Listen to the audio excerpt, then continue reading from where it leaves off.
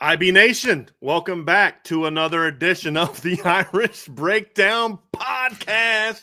A lot going on tonight. We're getting started a little bit earlier than we said we were going to get started because, guys, there has been some news. Vince, I did it. I had to do it. I'm the boss, so I can make these type of executive decisions. I brought back the dancing gift tonight. I saw Notre Dame that. picked up a big commitment. We're going to break that down. We'll talk about that. Then we'll do a college football preview or a preview for the college football playoff. And then we will, as they announce, we will break down the top 20. We will talk about and break down the top 25. I'm joined by my guy, Trevor Trowbridge. You guys know who that is. That's the OG. That's Vince D'Addario. Pretty action-packed night. A friend of mine texted me, says, so is Notre Dame going to get a commitment every day for this week? I say, maybe. I don't think so, but maybe. Why not? But you're continuing to see the impact of this weekend, fellas, from Florida State. We're going to find out how much an impact of the college football rankings tonight. But Notre Dame is making some moves, fellas, and it's certainly an exciting time to be a Notre Dame fan. There's no doubt about that. Absolutely. And doing commitment shows are a lot of fun because we're obviously very focused on this year's team and what they're about to do and what they're going to do, and we'll talk about that here in a little bit. But it's always nice to turn an eye towards the future as well. And this is a big pickup for Notre Dame, and Notre Dame just continues with with Marcus Freeman at the helm to just dial up studly linebackers. I mean, I don't know what else to say. They just keep bringing in awesome linebackers. So they do. They do. Yeah. And we'll dive into that. But before we begin, fellas, my guy Trev, welcome to the show, buddy. How about you go ahead and get us started by reminding people about our great new partner here at Irish Breakdown? Oh, baby. You know what it is. You know what we got to talk about tonight, guys. On top of the exciting recruit that Notre Dame just got, and also on top of the playoff rankings that are coming out tonight, please do not forget to get all signed up with MyBookie. We talked about it earlier today. We're super stoked about it, but with MyBookie, all you guys have to do, make sure you go and get signed up with them. It's a sports book similar to the DraftKings of the world and the FanDuels of the world. But what they're going to do for you is the second you get signed up, if you sign up with promo code IRISH, what that's going to do for you is it's going to give you a deposit bonus. So if you deposit $10, it's going to give you $10 in bonus bets to play around with, right? There's college basketball on right now. There's going to be football on Thursday night, which is a great opportunity for you guys to use the MyBookie risk-free Thursdays, which is something that I always partake in. And then, of course, there's going to be an awesome slate of college football all day on Saturday and a full slate of NFL football on Sunday. So one thing that I've been doing a lot is I've been taking the unders in a lot of games. Unfortunately, there's been a lot of injuries this year in the NFL, which is helping those unders hit significantly more often. So be sure to sign up with MyBookie, enroll in their loyalty rewards program because it gives you extra cash just for playing and for putting in bets. So be sure to check out MyBookie. It's a sports book that gives you control and rewards you for every moment of play. Thanks, Trev. Appreciate you very much, and love hearing about our friends over at MyBookie. But now we are going to jump into this commitment, Brian, before we jump into the college football playoff rankings that are going to be coming out here soon. So Thomas Davis Jr., he's a linebacker from the 26th class out of North Carolina. He commits today. He was obviously on campus this weekend. If you're a linebacker and you watch the defense this weekend, you might I think I might fit into that defense right there and what they're doing. Yeah, absolutely. Yeah. It wasn't a bad one to be there in person for, though. So, hey, give us the background on this commitment, where, what this has looked like, the entire recruiting process, and how he landed at Notre Dame. Vince, this has been an interesting one because Notre Dame got on Thomas Davis Jr. very early. And he's been a guy that's been a priority target for Notre Dame for a while. I mean, he was obviously part of the pot of gold, but he was already someone they were on before then. And this weekend, I mean, he's a 26 kid, so he's currently a junior. This was his third trip to campus in 2024. He made a visit, and these are all on his own dime. It's because that's why I say he's a junior. These are all on his own dime. He visited in April. He visited in July, and he for the cookout thing they did, and he was obviously on campus again this past weekend. And This is a kid that you look at and say, let's get, LSU, Ohio State, Michigan, Ole Miss, Clemson. He's offers from all over the country. Obviously has the DNA with his dad being a standout. He was a big safety at Georgia back in the day, and then moved to linebacker in the NFL for the Carolina Panthers, outstanding player. And so Notre Dame got on him very early. Notre Dame likes the pedigree aspect of recruits. And really knew they had to battle. And for whatever reason, Vince, he just clicked with the Notre Dame staff early. Like, I wouldn't say that I knew early on that they were going to get him, but you knew early on they were going to be a major player for him. You could just tell the way he talked about, Marcus Freeman and Max Bulla and the vision that Coach Golden has for him and all these different things. You could just tell there was an immediate connection with him in Notre Dame very early in the process. And so you knew they were going to be a player. And I probably started to think that they were probably going to get him when he visited in July. I just didn't know it'd be this soon. I thought he was going to carry the process out a little bit. And just to give you a little, I talked to a source tonight who said Thomas actually was going to commit on Saturday, but the staff is handling commitments a little different now, especially in the 26 class, that in the past, they'd try to push to get you to commit during the visit. Now they're trying to say, look, go home, think it through, make sure you know when you're ready. And instead of just trying to fill up, and then hold on for dear life, they want to make sure kids are on board because they're selling something different now with Marcus Freeman, which is, number one, there's no longer we think he's going to be a good coach. It's, look at the record.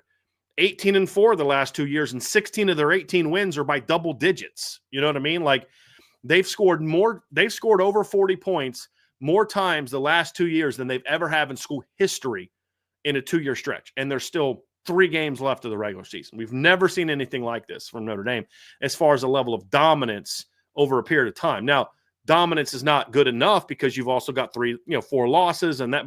But the point is, this is a different program. Now Marcus Freeman's a good coach. He's established himself. And the last 2 years, this defense has been elite. And so they were able to really connect with Thomas. They've got a great product to sell. And, of course, this is a kid that they just connected with. And I don't know this part for a fact, Vince, but this is my read of it. I think the fact that so many NFL kids of NFL dads are coming to Notre Dame, a kid like that's not going to – he's a pretty smart kid. Not going to go over his – gee, I wonder why. I mean, he's not going to think about that. A kid like that's going to wreck, like, why are all these, NFL – and so that's all part of it, man. So there's just a lot of different things. And they've hit the right buttons with him every single step of the way. Just every time he visits, it's just like you feel more and more confident about where Notre Dame stands. And then obviously this weekend, they knocked that visit completely out of the park. Well, that's fantastic. I love the early commitment by a 26 kid. And then obviously the pedigree thing, I think is huge. They're really blazing a trail here with the pedigree situation with kids of NFL stars, right? And it's amazing. So that's the backstory. Let's talk about class impact. How does he impact this 26 class as a linebacker? And yeah, hit it. Class impact.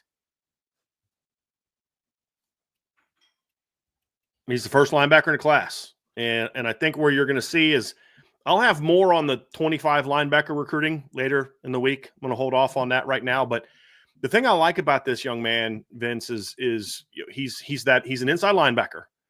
And they want more inside line. They want at least 2 a year. He's an inside linebacker means you can play Mike or Will. I think right now Thomas projects as a Mike or Will, probably Will right now with the thought of maybe eventually he could grow into a Mike because he's pretty good size. 6'2", 220 already.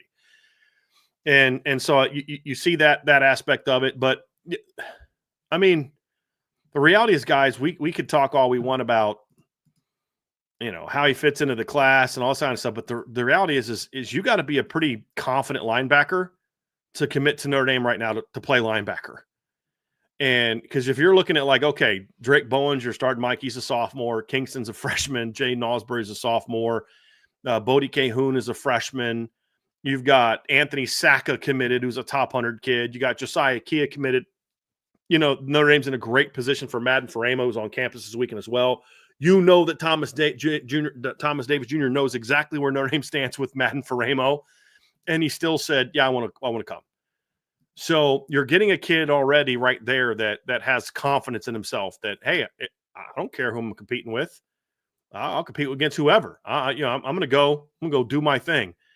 And so that's kind of that's how he fits. So he gives you that good, like really good inside linebacker. He's a good football. He's a borderline top 100 guy in my view right now. He's not quite on the same level as the Maddens and the Kingstons and the Drakes, the Osborns just yet, but he's still evolving. He's kind of growing into his body. I am very curious to see how his body develops the next couple of years, how much bigger he gets and all those type of things. But he's a really quick type of player that fits this defense well. And I think eventually he probably projects more as a Mike would be where I see things kind of developing him. But, you got to try to make sure that you're getting kids. Marcus Freeman values a lot of things. We've talked about length and all this, but Marcus Freeman values competitiveness. And one thing I've learned about this staff, especially in the last 6 months, this staff values even more kids that have a edge to them. And when I mean edge, I don't mean like, they play like the kids from the U from the 80s. I'm talking about kids that have that confidence in them that, hey, look, I'll battle anybody anytime. I don't care about competition. I'm the best there is anyway. And I know I'm going to compete. But the other thing that helps too, when you talk about just sort of the class impact, the reason you can get a kid like this, Vince, is because you have shown that you don't have to be one of my 2 best linebackers to play. If you're in my top 6, you're going to have a role. Right. Because they're rotating every 5 game. Plus. Yeah. Yes. Right. And they're all producing. They've all had impact. I mean, every single linebacker that's played a meaningful down this year has had an impact, game-changing type of play, if you think about it. I mean, even if you just think of the reverse that Jaden Osbury blew up against Georgia Tech and how important that was. It was 21-7, 24-7, I think is what it was, or 21-7. And if they score there, it's a 7-point game. It's still the third quarter, and he has a big play. He had a huge open field tackle this weekend against Florida State, and he's getting the least amount of snaps of all of them. Jalen Sneed's basically turned into a situational linebacker, and that's it. And he makes a lot of plays. I mean, and that doesn't include what Jack and Drake and Kingston are doing. So that's helps them a ton as well, is kids look and say, look, I don't have to be the starter, and now I don't play. If I'm in the 2 deep, I'm playing. So those are things you look at, and that certainly helps them be able to go out and land a kid like this, Vince, is because he knows, hey, look, I don't got to crack the top 2 anymore. I got to crack the top 5, basically, to have a chance to play. And that certainly helped with Notre Dame being able to land this young man. Well, I know there's a lot of people that follow recruiting, and so they know a lot about this kid already. But let's talk a little bit about his game and what, you said he projects as an inside linebacker, all that kind of stuff. But let's talk about his actual game and what that looks like. Yeah, I mean, so love the side, love the frame, Vince. I mean, you'll see it on film. He's 6'2", he's 220, but he's got very long arms. Now, he'll play in space a lot in high school. He plays inside and outside, but I don't – he doesn't run like Jaden Osbury, right? He's not that type of space athlete, in my opinion. He's more of a kid that is more quick than he is, wow, look at that open field range, right? Like, that's what keeps him from being a top 100 guy like those other guys. I don't think Thomas has that same open it up and you're like, whoa, like, wow, did you see? He's more of a tackle-to-tackle type of thumper when it comes down to it. I think that's where his game is going to grow. But because he does play in space a lot in the high school level, because he's like a guy like him that I'm projecting is still a great athlete at the high school level. He's a good athlete in college, in my opinion. And when you see a guy like that, Vince, it's like that's the kind of side-to-side quickness you want. He's not quite as sudden as it, but he's smooth. He's got nice change of direction. He can kind of plant and get downhill. He's smart, so he makes quick reads. He has played a lot of rover in high school on top of playing inside, so he's had to play in space. He's smart. He's had to play with range. I think he projects as a guy that could be a good zone cover guy and as an inside backer, because he's smart. He gets into his drops, and he's really long. Those are all things that you want. I mean, you'll watch high school film where they'll basically kind of put him like 8-9 yards off the ball and just kind of let him, like as sort of like a hybrid safety type of player at times. So he does a lot of, he does a lot of different things for his high school in that regard. So, quality athlete, not an elite athlete, Not quite like the athlete that we've seen from other guys, but a really good football player. Like I said, right now, he's in that top 125 to 150 range for me. And if he can show me just a little bit more juice as he moves forward, then that's how he jumps into the top 100. That's really the only thing that I see from him that I really want to see more of, is just a little bit more juice. That's the thing. And I have some other ideas about if his body really projects what kind of role he can maybe grow into. I always think of that when I think of a linebacker. No, but like I'm watching, turn some clips on tonight, Vince, and I'm watching a play right now because I like having those run as I'm kind of refreshing my memory about a kid. And there's this play he made. This is a sophomore, and he's coming down vertical, and then he sees the running back is going to bounce, and he just kind of quickly plants and works outside. And it doesn't look super sudden, but you're just like, man, that was just smooth how easily he just opened up and ran.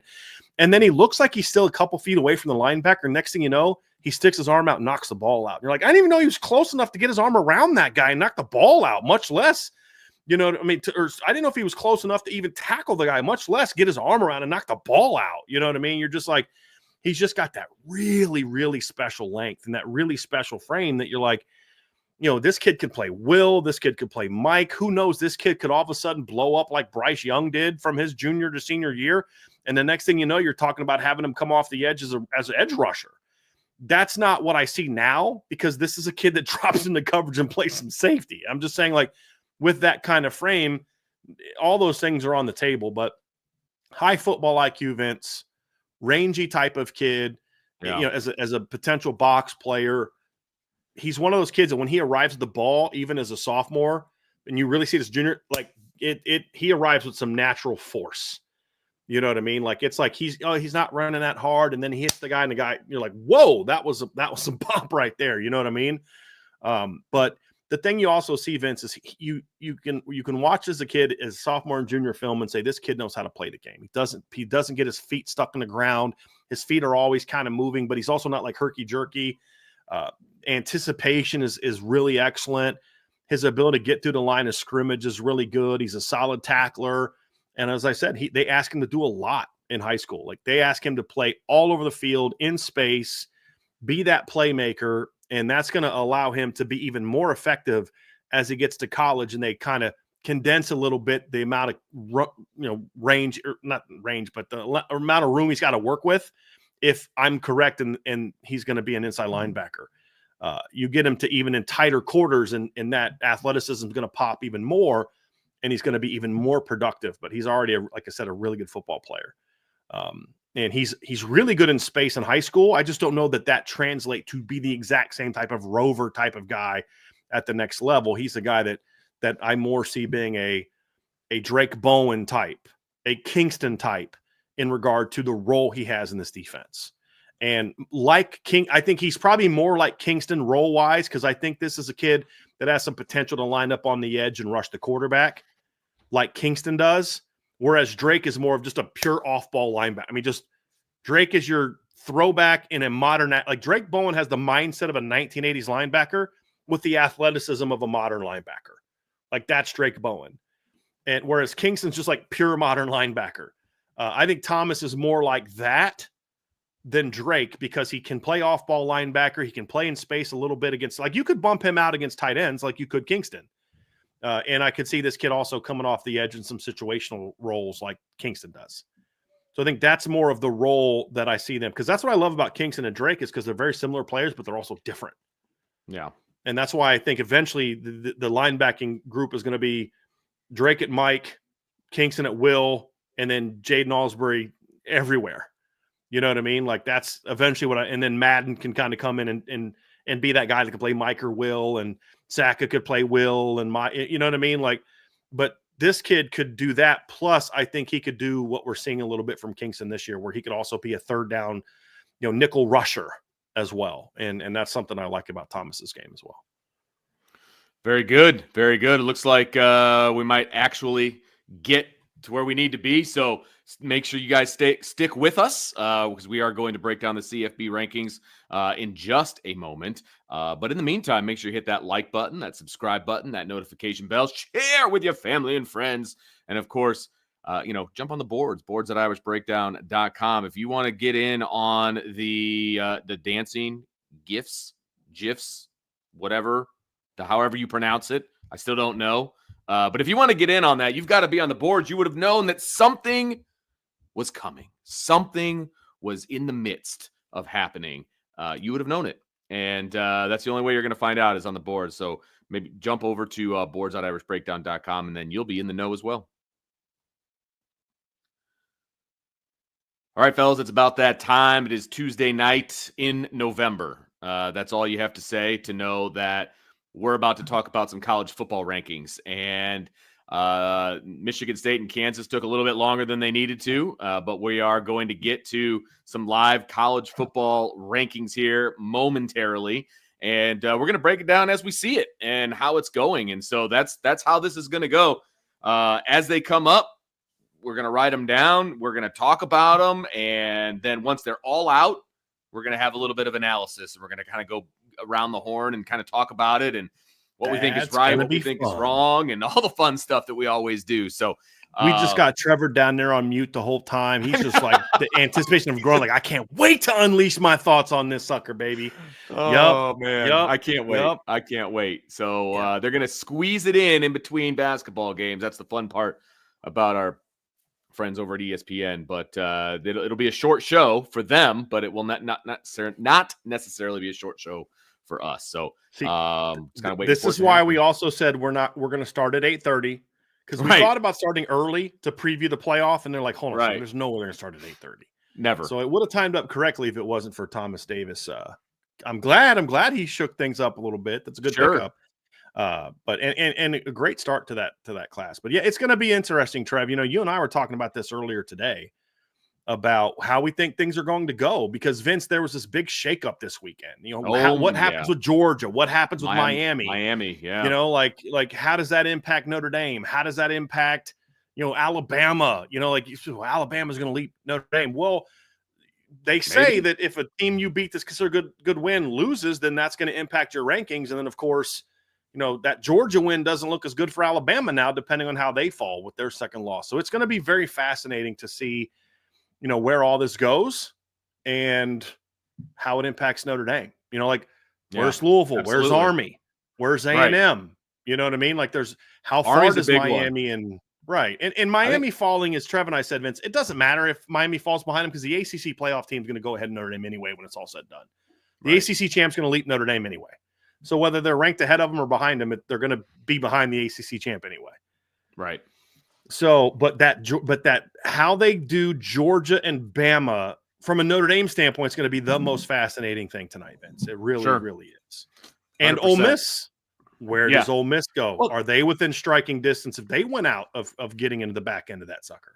Well, there's 5 one-loss SEC teams right now, or something along those. Isn't that what it is? Or at least in conference. Conference, yes. In conference. Yes. There's actually, Vince, you want to hear something crazy? Yeah. There is only one team in the SEC right now. I believe, I'm going to look this up. I believe I'm correct on this. There's only two teams in the SEC with one loss. That's it. 2 on the season. Okay. Tennessee and Texas. That's it. And, you know, Texas still has to go to A&M. Tennessee still has to play Georgia at Georgia. Yep. There's only 2 one-loss teams in the SEC. To your point, there are 3 one-loss SEC teams now. There were 4 going into the weekend, but Georgia lost. Tennessee, A&M, and Texas are the 3 one-loss teams in the SEC right now. It's going to get really interesting. Yeah, I am very curious, and we'll kind of get an inkling of it tonight of how this committee is going to treat the multitude of 2-loss SEC teams and where they kind of stack up versus a Notre Dame with the loss that they have. And, you know, it depends on who you talk to. Some people have kind of not dismissed the loss, but they understand that Notre Dame has gotten better, you know, from no one at ESPN thinks that. Well, you know, I know, but there are people out there that do think that. You mean rational people? My bad. I'm sorry. Correct. I didn't know we were talking about rational people. I apologize. Like the gal that you told us to follow on social media today. Yeah. I mean, she said it for 3 weeks now. I mean, she said it before the Navy game. She's like, y'all need to come to grips with the fact that this is not the same Notre Dame team that played Northern Illinois. It just isn't. And if it was anybody other than Notre Dame, that would be the storyline. Right. This is not the same team. What a turnaround. This team is so dominant. That's what the storyline would be. Right. Yep. So I'm fascinated to see what they do with those 2-loss teams, and especially down the stretch where some of those wins for some of those 2-loss SEC teams are going to be good, but they still have 2 losses on the docket. So like, how do you treat that? You know what I mean? And so, and then obviously moving forward, if IU takes a loss, how far do they drop? You know, Right. if Penn State trips up against Minnesota, what happens there? All of these different scenarios are still flying through the air. Well, I got a question for you guys. With Penn State, is it even about losing to Minnesota, or do you think a close win could be enough to maybe drop them down a couple spots, just in relation to Notre Dame? They're not going to fall out without a loss, but if they win ugly, does it matter? You know what I mean? Like, because I wonder about that, because like with Ohio State beating Penn State, I don't think Ohio State played that well. No, I don't, and they still went on the road to beat Penn State. Like that's not a knock on Ohio State. That's a knock on Penn State. Like, they throw a pick six. The quarterback fumbles the ball into the end zone, and it gets a touchback. I don't think Ohio State. If Ohio State would have played against Penn State like they played against Oregon, they'd have won by 2 touchdowns, and it never would have been a competitive game. Right. But I don't think they played well, and they still beat Penn State. That's why I don't have a lot of respect for that good loss to Ohio State, because Ohio State tried to give you that game, and you still couldn't win. You got Ohio State's B- game and still lost, in my opinion. Well, yeah, and I also think that once the season is over and you compare Notre Dame, if you're just comparing resumes, right? You're comparing Notre Dame versus Penn State, which I think may end up happening at some point. I think you're going to have to compare those two 1v1, right? Well, those two common opponents, I think, are going to come into play because, and especially the Penn State USC game. I think that one is a big one because Penn State beat USC on the road, so same venue, in overtime, in a game where USC probably should have won. Yes, they were trailing 20-6 at one point in time. Correct. And so if Ohio State would have been trailing 20-6 to USC and came back and won, Ohio State fans would be losing their minds. Correct. How did we only beat that team by 3 in overtime? Right. That's the difference in standard between Ohio State, who knows they're great, and Penn State, who thinks they're great, but deep down in their hearts, they know that they're not. Correct. They know they're contenders deep down. I think that's the weird thing about Penn State. In theory, yes, I agree that if they play Minnesota close, but they still win, they should drop. But then that should have been factored in when you look at their resume as a whole, based on what we think the playoff committee does anyways, because you beat Bowling Green by a touchdown. And you beat USC, who is now 4-5, by 3 points in overtime. So interested to see. So they're releasing the top 25 games now, guys. And so they start off with number 25 at Tulane. They are new. Army moves up a spot to number 24. This is good for Notre Dame. You expected it because they did have their first good win of the season over North Texas this weekend, the only team with a winning record they have. So Army moves up a spot. That's now 2 G5 teams. Missouri moves up a spot to number 23. They're going to be out soon because they're going to drop a couple games before the season is over with, in my opinion. But Missouri moves up. LSU falls 7 spots to number 22. Oh, poor babies. Yeah, so sad. So that was and they got, because they didn't just lose, they got destroyed. South Carolina jumps in all the way up to 21. So that's a really good entrance into the top 25 from South Carolina. So 3 SEC teams in already, and they're going to announce number 20 here in a second. So Louisville is definitely moving up. I would be shocked if Louisville somehow dropped out of the top 25 after not playing this past weekend and having a win over a Georgia Tech team that beat Miami. Number 20 is Clemson, who moves up 3 spots after a really gritty, good bounce-back road win over Virginia Tech. We didn't talk about it, but that was a gritty win for Clemson after getting beat by Louisville to jump up. Louisville now is up to 19, fellas. So that's huge for Notre Dame. You now have a top 20 win, 2 top 20 wins for Notre Dame. So that's a good sign for Notre Dame. Washington State moves up 3 spots, number 18, having a quietly sneaky good season. Their only loss is to Boise State, by the way. Are they considered Pac-12, Pac-2? What are they considered? They're considered at large? Like Notre Dame. They can only get an at-large bid like Notre Dame. So gotcha. Washington State, Oregon State are treated like Notre Dame, UConn, and UMass. Number 17 is Colorado, who's up 3 spots after their, I would say, very good win at Texas Tech, who was coming off of an upset victory over Iowa State. the weekend before. So nice win for Colorado. Trailing early and then ended up rolling by 2 touchdowns. Really nice win for Colorado. In my opinion, to show some adversity. They've been kind of leading and just kind of whooping teams recently. That falling behind a Texas Tech team that's already pulled off a couple upsets was good. K-State up 3 spots to number 16 at 7-2. So you're seeing the Pac-12 make their presence felt now here. Iowa State clearly out. We're at 16 now. They were not that high last week. They're clearly out after losing the second straight game. They got smacked a little bit this weekend. So by Kansas, who's not that good this year. So Kansas is gonna be a disruptor, baby. You watch. They got to play Colorado, and they got another big game too. I can't remember. A&M falls a spot to 15, so that means Ole Miss leaped them, which is not a surprise after the Ole Miss beatdown of Georgia this weekend. But A&M falls to 15 during their bye week, and A&M will have plenty of chances to move up with the Texas game coming up. But that's not overly surprising. So that's the top 15. You have two Notre Dame opponents already on there, Vince. And a third Notre Dame opponent, or a upcoming Notre Dame opponent is on there at number 20, at number 24.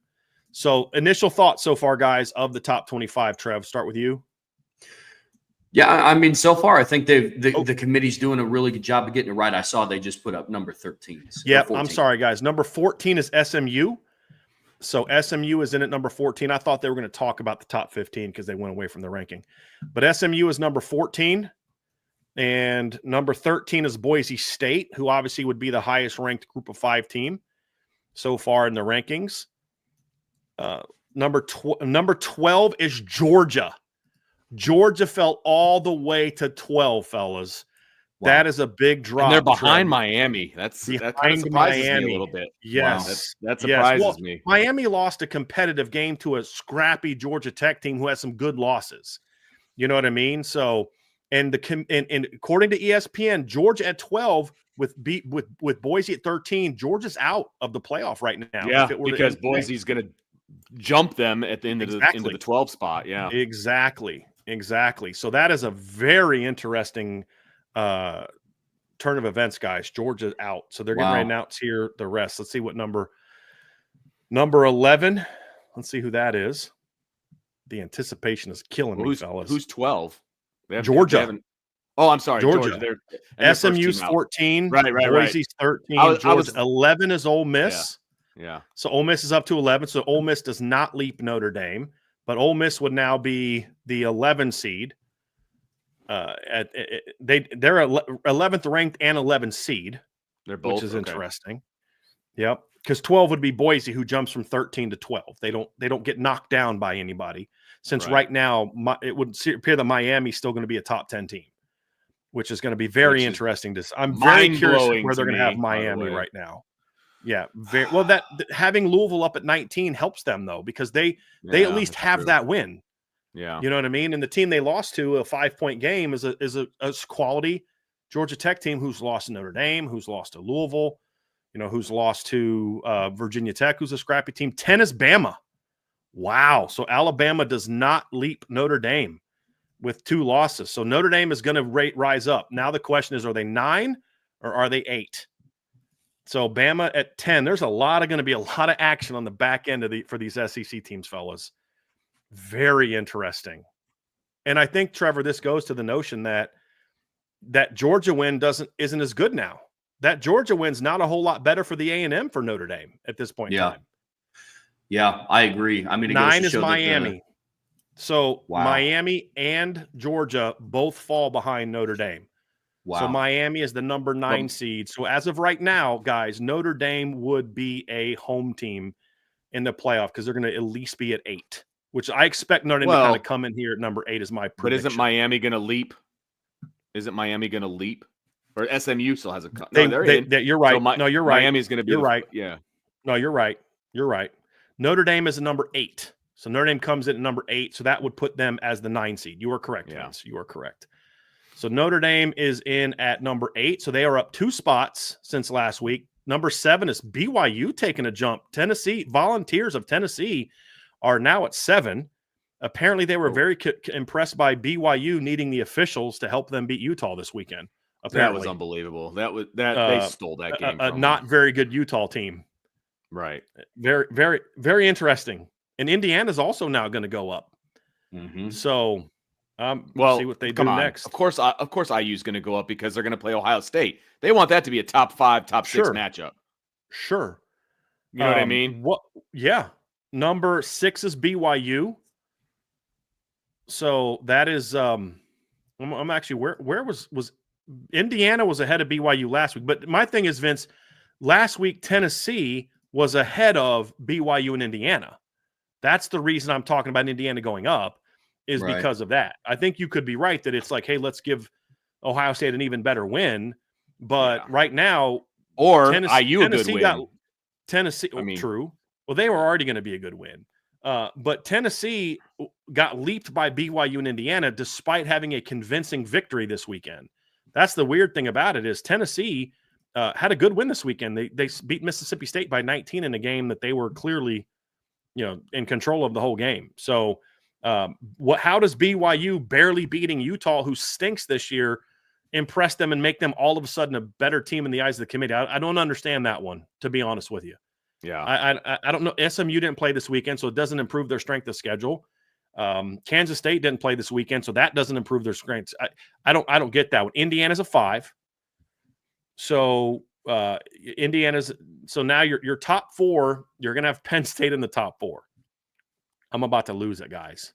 You're about to have a team with 0 top 25 wins in the top 4. How is Penn State above IU at this point? They're undefeated Big Ten team. They got a better loss. Penn State has no losses. I mean, Indiana has no losses. So how do you have Penn State in the Big Ten with 1 loss, who's squeaked by a lot of games, and Indiana's in that same league with no losses, and they've dominated everybody they've played except for Michigan, who Penn State also hasn't played this year. I just do not understand that. Somebody at Penn State has some pictures that are bribing somebody in the committee. I'm just telling you that right now, man. I just don't understand the Penn State love. They're going to be 4. It's going to be Penn State, Texas, Ohio State, is in Oregon is how this is going to fill out. Yeah, 4 of the top 5 teams are Big Ten teams. Are you kidding me? Come on, guys. Yep. We're having a little bit too much of a love fit. Oh, gee, a Big Ten guy's at the top of the committee. Interesting how that plays out that way. Interesting. Penn State's 4. You know what, though? Unbelievable, man.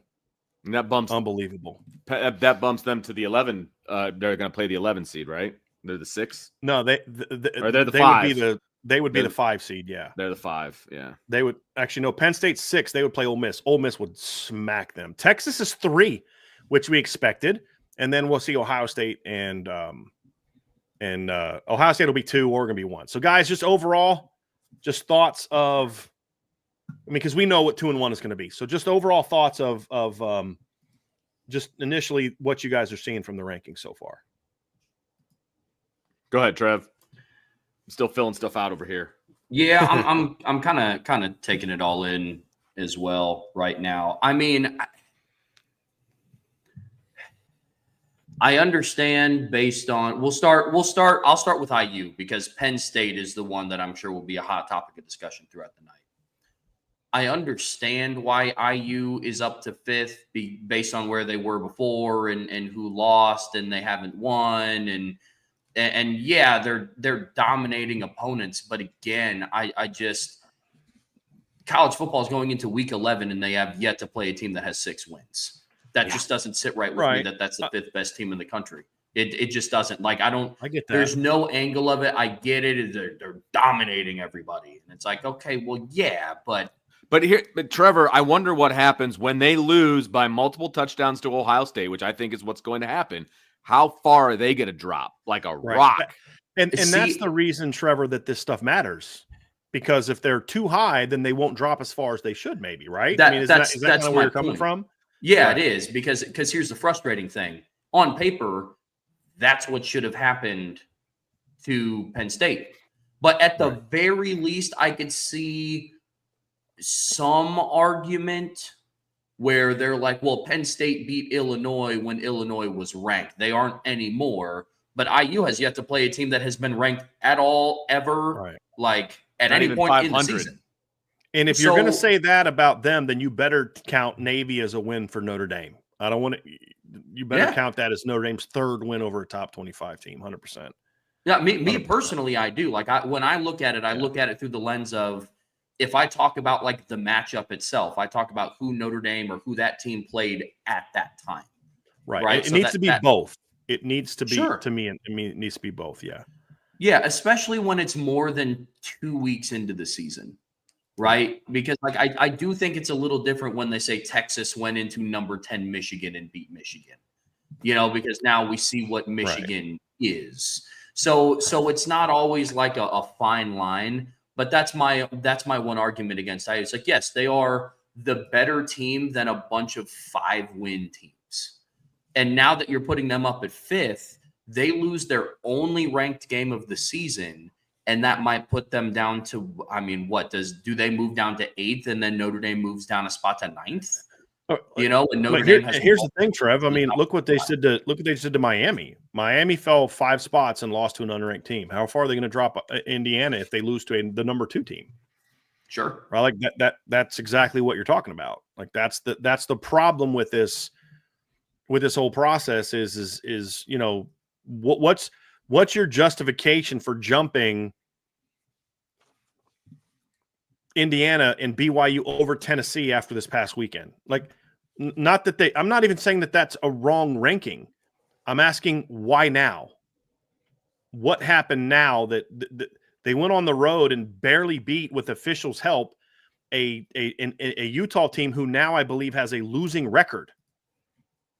Like, what changed between what you saw last week when they, and this week with BYU? I don't understand that one. Utah right now is 4-5, guys. They're 1-5 in the Big 12. They're one of the worst teams in the Big 12, and you needed officials' help to beat them in the final seconds. How does that equate? Let's move them ahead of Tennessee, who beat Bama. You know what I mean? I don't get that.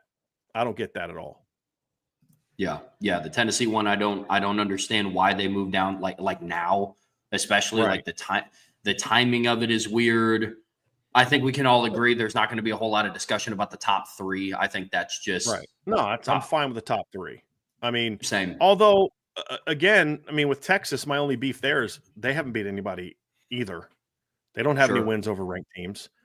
Like, to me, there's a huge gap between 1 and 2 and everybody else based on resume. Not saying like those 2 teams would beat everybody else. That's not my point, but just resume wise, there is a gap between them. But here's my thing. You've got 2 Big 10 teams in the top 5 who have a combined 0 wins over top 25 teams. 0. Actually, let me just look at this real quick. It might actually be worse than that. Give me a second. Here's a beef that I have. Actually, I'm gonna alter this. Yes, you have, because at least Ohio State beat Penn State. Until they beat Penn State, they had no wins over ranked teams either. Your number 4 and 5 teams are Big 10 teams that are combined 17-1 with a grand total of 0 top 25 wins. The best win of all of them was a 21-7 win over a 6-3 Illinois team, who, by the way, barely beat Purdue. Ohio State beat Purdue 45-0. Oregon beat them 35-0. Notre Dame beat them 66-7. And the team that is currently the best win for Penn State beat them by a point. That good win for Penn State, it also, by the way, just lost to Minnesota this past weekend, guys. So I'm actually incorrect. Illinois is not 6 and yes, they are 6-3. They lost to Minnesota 2 weeks ago. So I just don't understand how you can justify having those 2 teams there, especially Penn State, or especially Tennessee and Penn State. You could argue Indiana, hey, at least Indiana's undefeated, right? Trev, like, okay, they haven't played, but at least they were undefeated. Right. How do you have Penn State? Is it really is Penn State, are you evaluating losses that greatly? That the fact that they have a better loss than Tennessee trumps the fact that Tennessee has at least 2 wins better than anything that Penn State has done?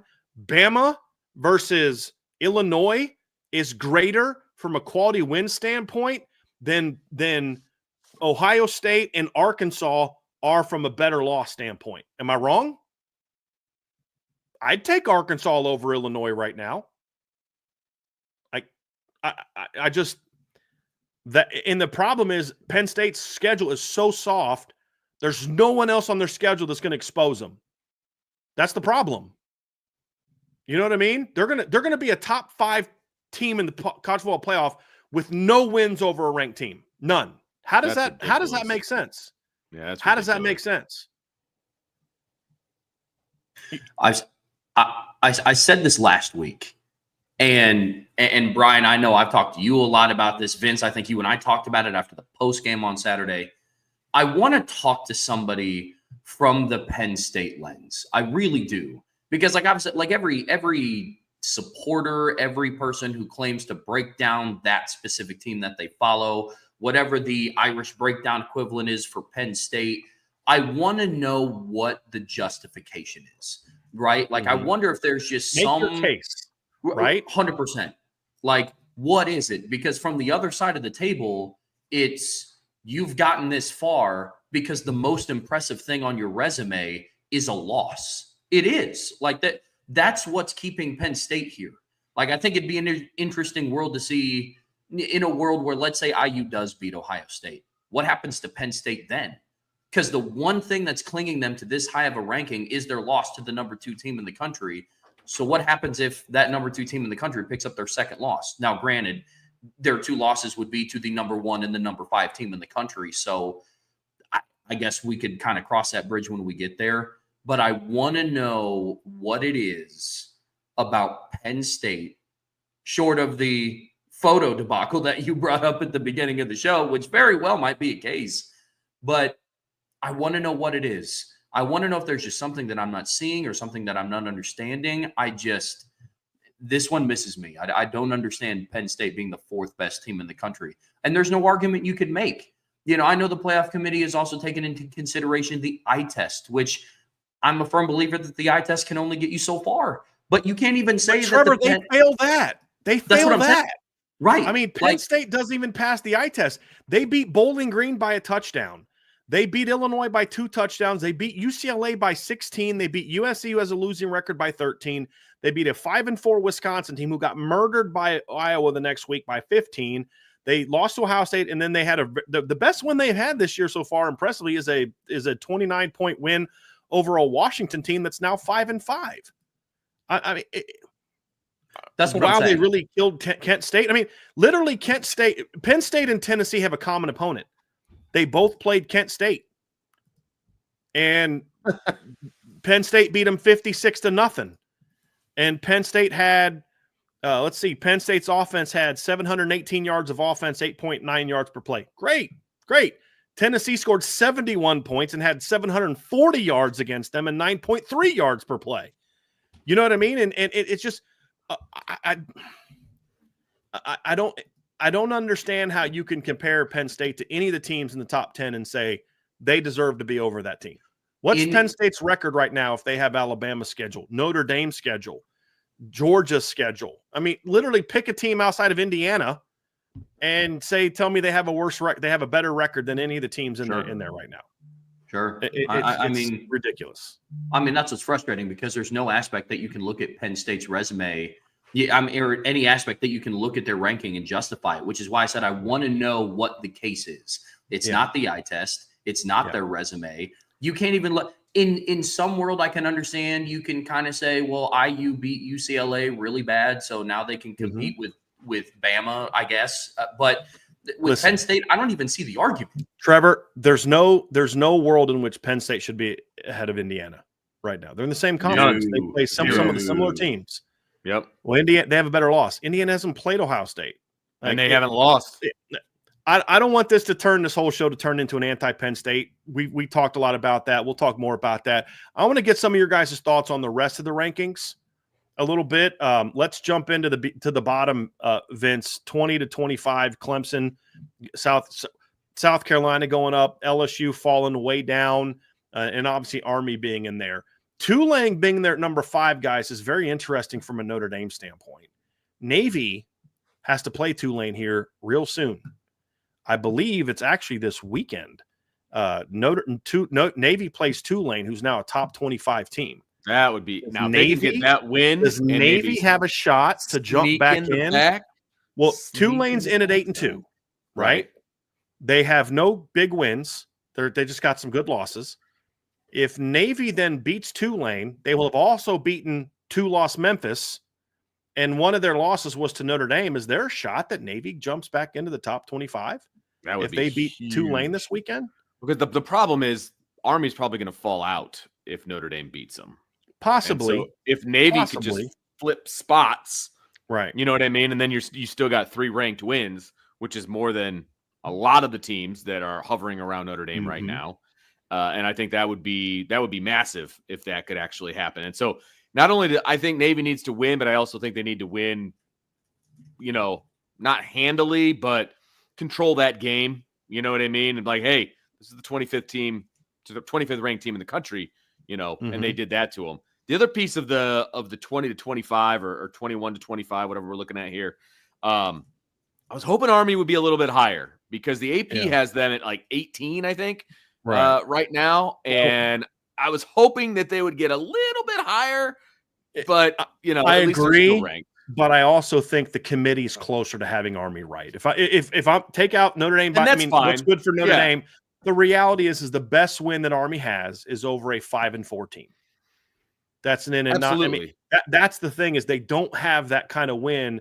The only reason they rank that high in the AP and coaches is because they're undefeated. And that was the same reason Liberty ranked where they did in the rankings last year. And we saw with the committee how the committee viewed Liberty last year, which was not favorably. And so that to me I'm actually good. I thought maybe they would jump up like above me, but maybe LSU falls behind them. But LSU's got to win over Ole Miss. Right. Like, what would Army's record be if they had LSU schedule, right? Like, so I'm okay 100%. with Army being at 24. I was surprised they were even in last week because their combined opponent schedule record was 17-41. Yeah. Now they got a good win over North Texas, and their defense showed themselves to be pretty good. But I'm glad that they're in. But to your point, Vince, but they're analyzing resumes for Army, but they're not analyzing resumes for Penn State or IU. Correct, exactly. All they're noticing there is what conference they play in. But I think if Navy can beat Penn State, or if Navy can beat, I wish if Navy can beat Tulane, I do wonder if next week are they both in for at least a week? Because remember, Army's off this week. Army doesn't play this weekend, so they're not going to lose. Right. And I don't know anybody outside the top 25 that's going to have any kind of good enough win to jump ahead of them in the top 25. So, but Clemson obviously going up a little bit. That helps Georgia's resume. To be honest with you, Louisville moving up to number 19. So let's go 19 to 20. This is the Big 12.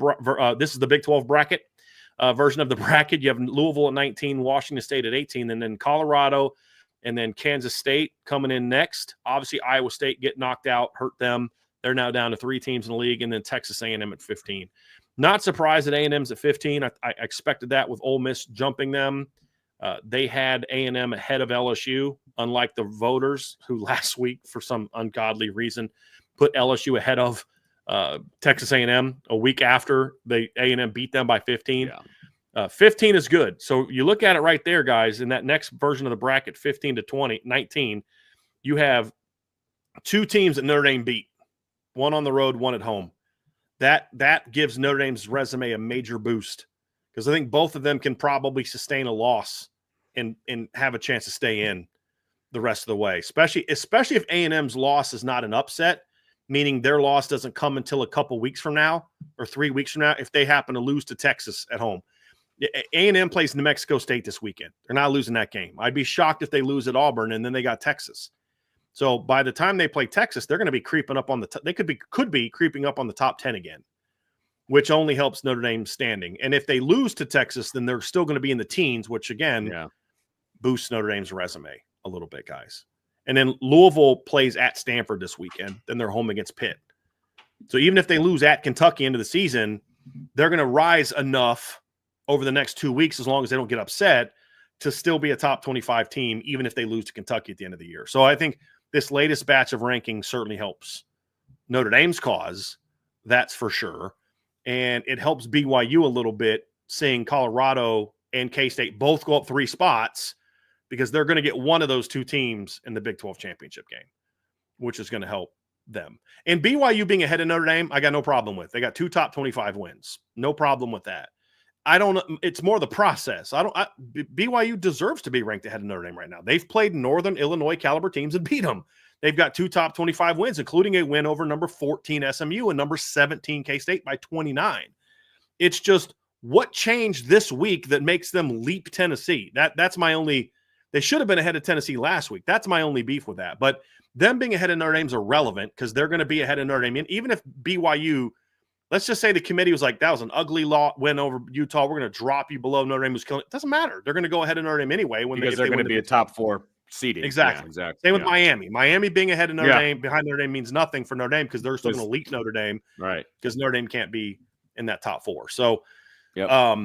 But Notre Dame moving up to 8. I mean, Trev, you and I were worried. We talked about this. You thought Notre Dame wasn't going to move at all. I thought they were only going to go up 1 spot because I was worried that they'd pass Miami and Georgia, but Bama would leap them.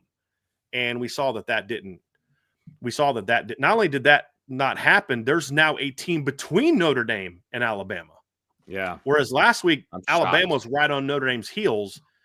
This week, Notre Dame moved up 2 spots, and Bama only moved up 1 with that win over Georgia.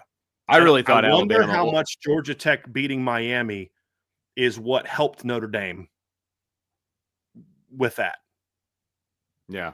I actually was nervous that Alabama and Ole Miss would be ranked above Notre Dame, to be perfectly honest with you. I really was. The only reason I wasn't worried about Ole Miss is because they got a really bad loss on their schedule. Okay. They've lost to 3-6 Kentucky. That's the only reason I didn't think they'd. But, Vince, to your point, I thought they were going to get close enough to where if they keep winning, then they could leap them. That was would be my concern on that one. Trevor's fear was that Georgia stayed ahead of them, Bama leaped them, and Miami stayed ahead of them. Yeah. Which would have. I'm actually shocked they've got Georgia as the first team out. They should be. Right? They should be. Right. There's a lot of things that should be, but I'm still surprised that it actually took place. Yeah. I mean, there's stuff that the committee got right, but there's a lot that they got wrong. We'll talk about that, Vince, because we're hammering some of the things they got wrong. I mean, I actually think they got a lot right. I think the things they got wrong, they got egregiously wrong. Is that fair to say? Well, and here's the thing, though, and maybe I'm just the ever optimist about this whole thing, but I think that there's a decent chance. You know, you've got IU. If we're looking at it from a Notre Dame perspective and looking at it from IU's ranked too high, Penn State's ranked too high, like it would not surprise me if, Tennessee, IU both lose. There's a chance that Texas loses to Texas A&M. There's a chance that happens, right? And if any of those teams lose, they're all going behind Notre Dame, in my opinion. Mm-hmm. And that just cements, obviously, Notre Dame hosting and all of those different things. And so I think this is a very favorable spot for Notre Dame at 8. I really do. I think that they got it right with Notre Dame at the moment. I'm fine with it at the moment because I know there's more games to be played. Like if the season ended now, I would have issues with them being number 8 because I think they're better than the number 8 team in the country. But I think teams ahead of them are still going to lose, and I think they're still going to fall back behind Notre Dame. Mm-hmm. Yeah, because Tennessee plays Georgia. So there's a chance that they would – because like if Tennessee loses to Georgia, at the very least, you flip Notre Dame with either Tennessee or Georgia. Right. And then that puts them at home. If Indiana loses to Ohio State, I do believe Indiana would fall behind Notre Dame. I don't think they'd fall out. I think they fall behind. They'd fall behind Notre Dame. I mean, because Miami has a better win resume than what Indiana has right now. Yes. Which is why Miami was ahead of Indiana last week, because Miami has a win over number 19 Louisville. That's better than anything Indiana has. Right. So if they drop them 5 spots, I do think they'll drop them 5 spots. But if they drop them 5 spots, that's behind Notre Dame, and that guarantees Notre Dame a home game. That gets them into game territory. Yeah. Right. I really want them out of that 8-9 game, though. I really want them out of that 8-9 game. I just that's not as comfortable to me as I want to be. Sure. I've it really depends on who number 1 is for me. Fair enough. I just in my head, I have the number 6 seed like circled in my head. Like that's what I want Notre Dame to end up as, and that's where I think they're going to end up. Like if I was going to put a couple of nickels down, I would say I think Notre Dame's going to end up as a 6 seed in the playoff rankings. That's where I think they're going to end up after everything happens, after all the chaos. And I think a 6 seed is perfect because You're either going to get the Big 12 champ or the ACC champ as the 6th seed in the second round. Bring it on. Right. That's where I want to be if I'm a Notre Dame fan. I could see the committee trying to slot Notre Dame into that number 3 spot if it's an ACC team. Because it's like that's truly who's the best team in the ACC right now? It's Notre Dame. Yeah, right.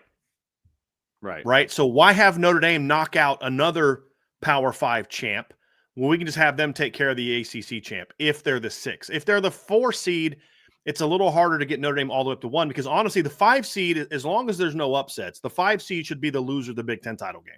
Yeah, if Ohio State, and I believe that even if Ohio State loses again, if Ohio State beats Indiana, and as long as it's a close game, if Oregon beats Ohio State by a field goal again, like, okay, Ohio State can't beat the number 1 team. So you don't drop them to 11, you drop them to 5 and say, but here's the problem with putting Ohio State at 5, though. That means you're putting them on a collision course to play the number 1 seed in the semifinals. Whereas if you dropped them to 6, then you could avoid that number 1 team, Oregon, until the championship game, which they may not like. They may not want to have a championship game that's the 3rd time those 2 teams have played.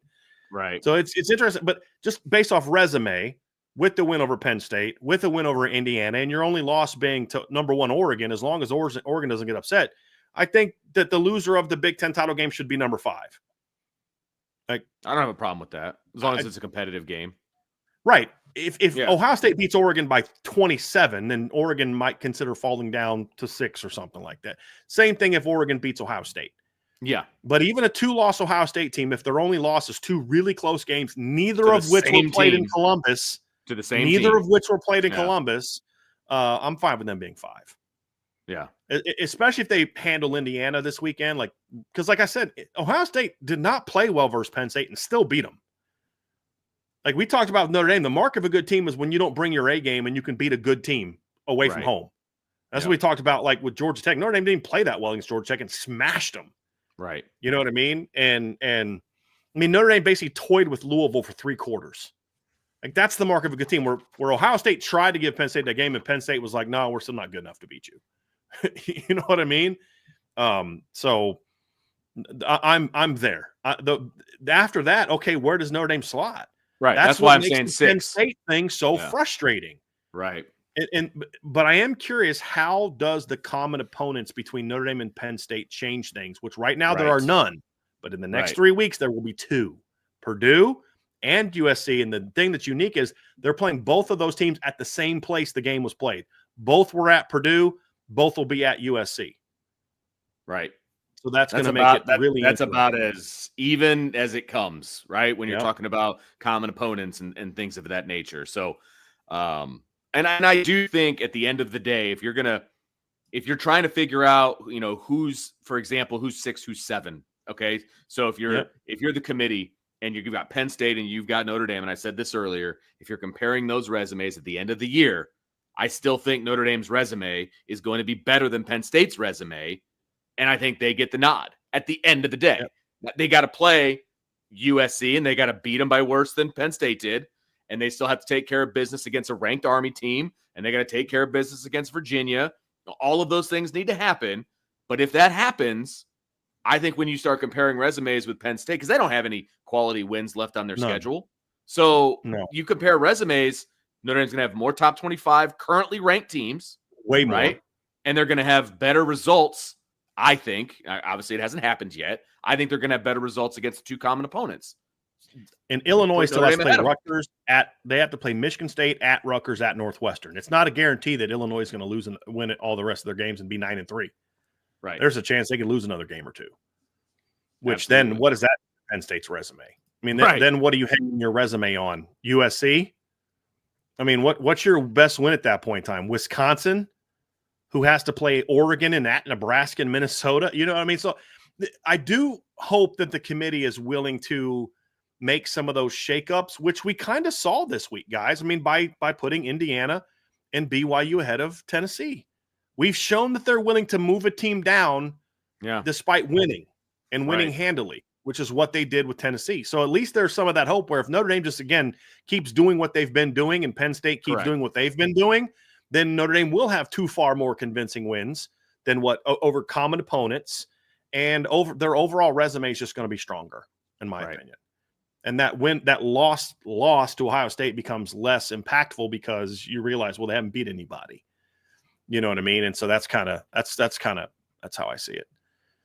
But I still think it's absurd that 4 of the top 5 teams are Big Ten teams, and 2 of them don't have a win over a team with 6 wins. That's 7 wins, because the 6-3 game to Illinois. No ranked teams. Those 2 teams are in the top 5 with no ranked wins. 4 of the top 5 teams are all from the same conference. That's ridiculous. 2 of them deserve. One of them deserves to be in the conversation. Penn State is a borderline top 10 team right now. The only reason I say Penn State's still top 10 is because that defense is really good. That's the only reason the Ohio State game was even competitive, is because of their defense. Like, their defense is a legit top 10 to 15 defense, in my opinion. I don't know if you guys agree with that. Their offense is mediocre. At best. Mediocre. Look, the committee gave me some hope today, but because of what they did with Georgia and how far they dropped Miami. I mean, Brian, like you said, you and I talked in the 1 o'clock show, and I was very concerned that they were going to keep Notre Dame at 10 and drop Georgia and Miami just not below Notre Dame, and they were going to bump Alabama in because of the SEC bias. But it's kind of crazy that the bias is now heavily swayed towards the Big Ten, which I think is interesting. But I think for all of the reasons that we just listed off, I mean, Penn State's still ranked too high based on the ranking that they have right now, with the resume that they have right now, which is why I think Notre Dame realistically is probably going to be a 7. But like right now, like today, if you were to ask me, like the committee has given me a little bit more hope that they would, if it came down to who's going to get the 6th seed, Notre Dame or Penn State. I think there's more of a call. Like, I fully believe that Notre Dame should be the 6th seed over Penn State. But my fear is now it's like, well, if the committee's not going to drop Penn State now, like when will they? Like, well, but there was no reason to drop Penn State now, though, is my opinion, is my thing. Because, like, what about Penn State this week should have caused them to drop based on where they were last week? Like we're all arguing that they should have never been there to begin with. But based on where they were, what's the reasoning for dropping them after this week? They had their most impressive win of the season, in my opinion, by beating Washington by 29. There will be reasons to drop Penn State once they have common opponents with Notre Dame. So that's my only thing is, Trev, that's my genuine question. Based on where they had them last week, what would be the argument to drop them a spot this week? My argument would be the same reason they dropped Tennessee this week. I don't know that they dropped Tennessee as much as I think 2 undefeated teams got vaulted ahead of them. But then my question is, then why does the buck stop at Penn State? Agreed. Like, why jump Tennessee, a 1-loss team, but then not Penn State? That's a fair point. 1-loss team, and because Tennessee Penn State has here's why I think it is, because they are weighing heavily who you lost to. Because Tennessee has the lost Arkansas. They're putting a ton right now into who you lost to. A ton. And that's not good, in my opinion. It's not good. So it's interesting. Vince, what are some other thoughts you have? Were you Vince, you kind of start talking about Georgia a little bit. Dude, that's a 9-spot drop, Vince.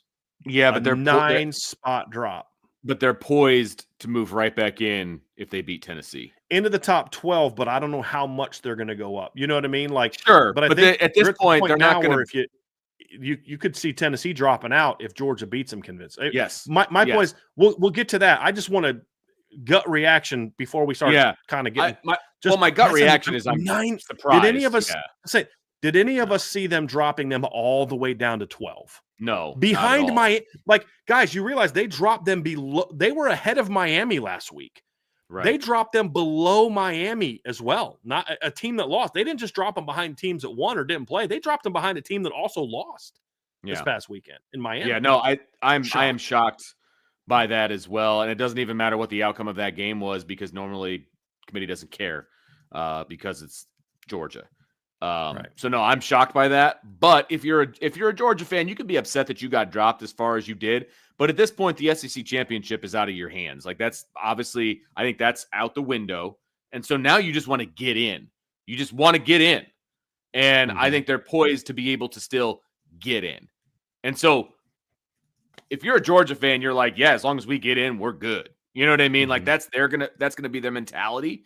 And so if they take care of business against Tennessee, they're in. And I think that they're fine with that. They're going to have complaints this week, and I get it. I'm surprised they dropped as far as they did.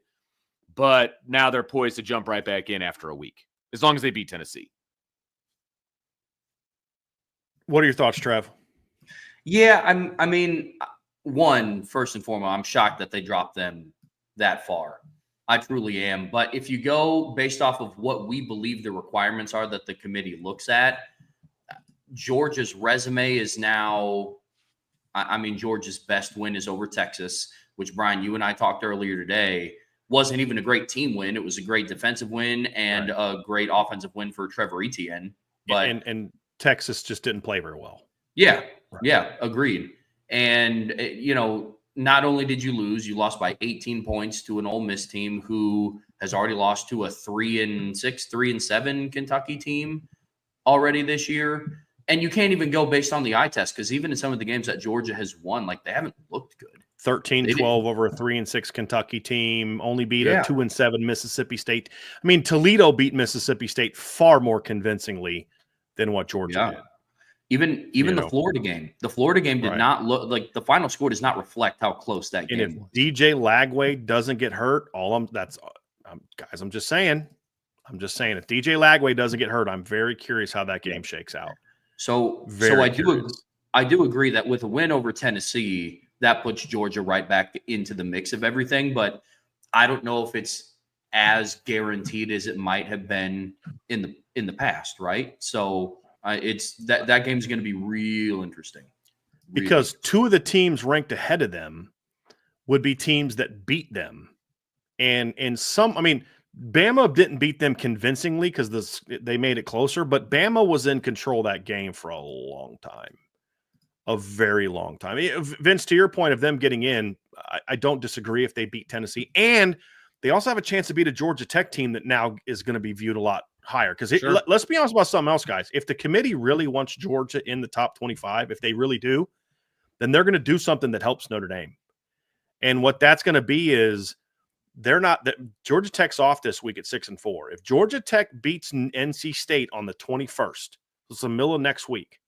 If they beat them on a Thursday, that Thursday night game, don't be shocked if all of a sudden 7-4 Georgia Tech jumps into the top 25.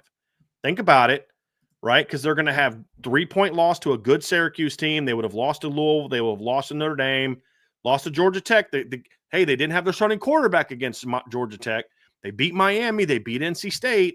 Don't be shocked if they do that. And if they do that to help Georgia get in, that helps Notre Dame. Yeah.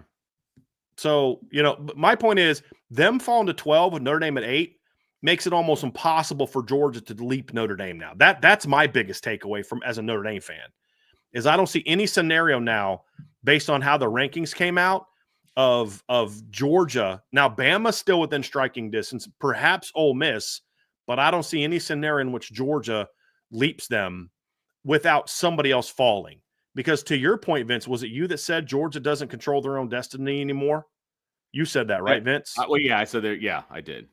Right. Well, I mean, other than I don't think they're going to make it into the SEC championship game. There's a back door. But no. But that's what I'm saying is they don't control their own destiny. The only way you control your own destiny is if you can win your conference championship. Okay. Yeah. And without needing help from other people, Tennessee, Texas, and Texas A&M are all in control of their own destinies at this point in time. Because Tennessee wins out, one of the other two one-loss teams, because those are the only three teams with one loss. Texas or Texas A&M will lose because they play each other. Correct. Right. So those three teams are the only teams that control their own destiny in the SEC. Right. Now, if Tennessee loses next week, that's what I'm saying. Georgia doesn't control their own destiny right now. They could next week, but even next week, I'd be curious what the tiebreakers are since they have losses to Bama and Ole Miss. So I'd be curious what the tiebreakers are. I have a feeling Georgia won't. So their point is they're going to need a lot of help to get ahead of Notre Dame. And the only way that they can get ahead of Notre Dame, Vince, is if teams ahead of Notre Dame lose. At least two have to lose, or teams right on their heels. So my point is, I think that what happened with Georgia is good for Notre Dame because our biggest fear today, Trevor, was that 3 SEC teams passed Notre Dame. I think that's virtually impossible now with Notre Dame at 8 and Georgia at 12 because I think they saw, okay, they're not the team that played Texas. I think the committee had convinced themselves that Georgia's this team that played Texas, and look, they're going to turn it on when it's a big game. That's what I think people convinced themselves of. And to watch them just get smacked for 4 quarters by Ole Miss, I think woke the committee up to say, hey, they're not the Georgia of old. They're still good, and they are. They have a 31-point win over Clemson, right? They do have a win over what's the other good win that Georgia has? Texas. Sorry, Texas. So they are still that team that can win those big games. They're still a playoff caliber team, but they're not what we thought they were. And they shouldn't have been 3 last week. We said that. And Ole Miss proved that. So that is my Notre Dame takeaway, guys, is I don't see any scenario in which Georgia has a chance to pass Notre Dame. So in the committee, you're spot on. But relative to Notre Dame, I don't think they're a threat to Notre Dame anymore unless Notre Dame does something to allow them back in by not playing well. Yeah, I was about to say, I mean, barring Notre Dame losing a game that they shouldn't or playing, I mean, even a game closer than what they shouldn't. Or looking at the – yeah. No, I mean, 2 of the teams that are behind Notre Dame in the SEC right now, Alabama and Ole Miss, they don't even have good enough wins potentially upcoming on their schedule to pass Notre Dame. I mean, Alabama finishes their season playing Mercer, Oklahoma, and Auburn, and Ole Miss finishes playing at Florida and at home against Mississippi State. So, and if they beat Florida, Florida will have a losing record.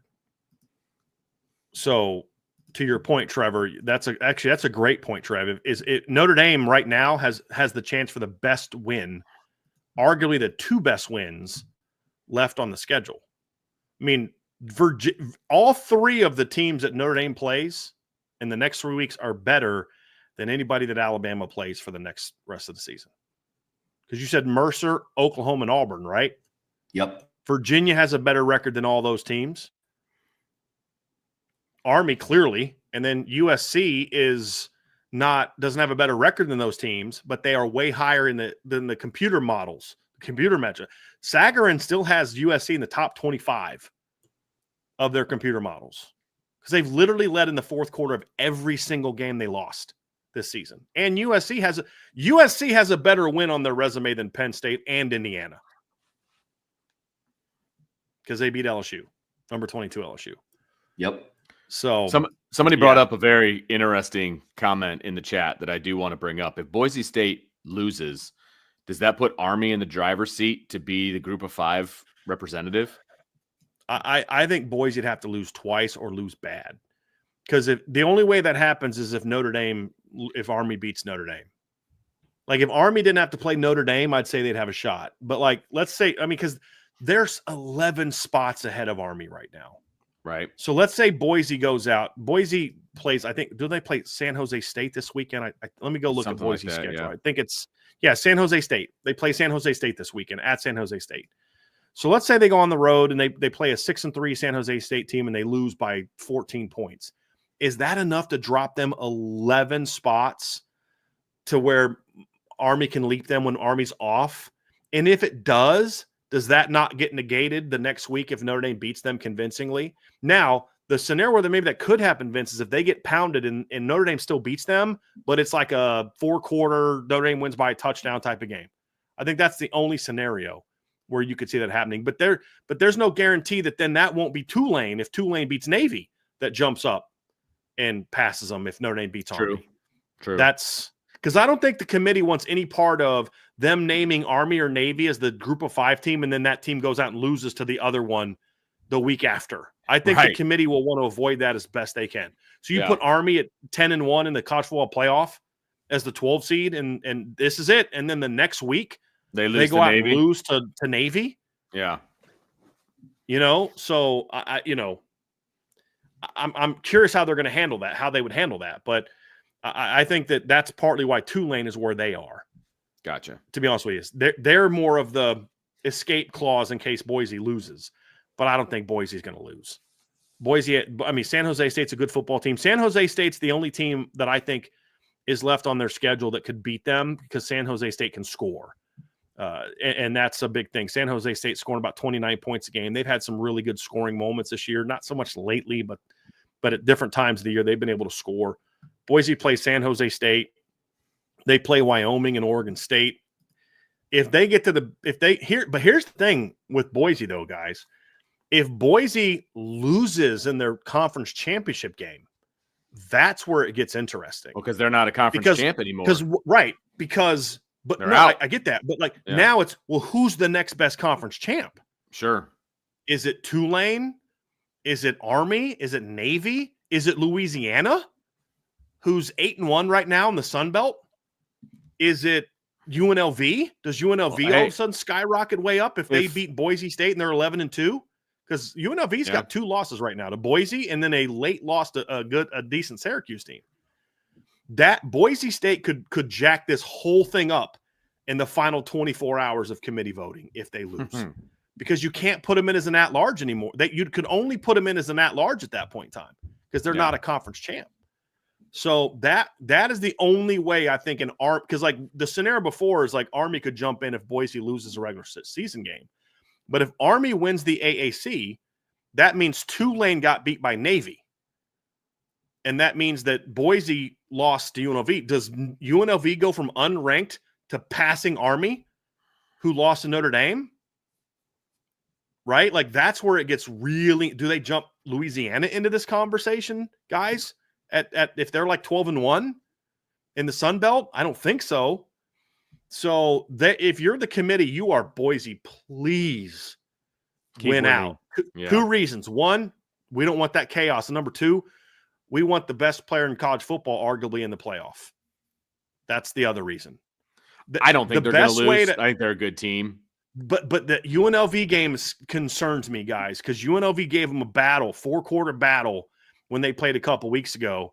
And they're, rematches. Vince, we talk about rematches are hard, dude. Right. Rematches right now, are hard. Colorado State is going to play them. That's what I'm saying. That's the caveat. If Colorado State doesn't lose, then UNLV is out.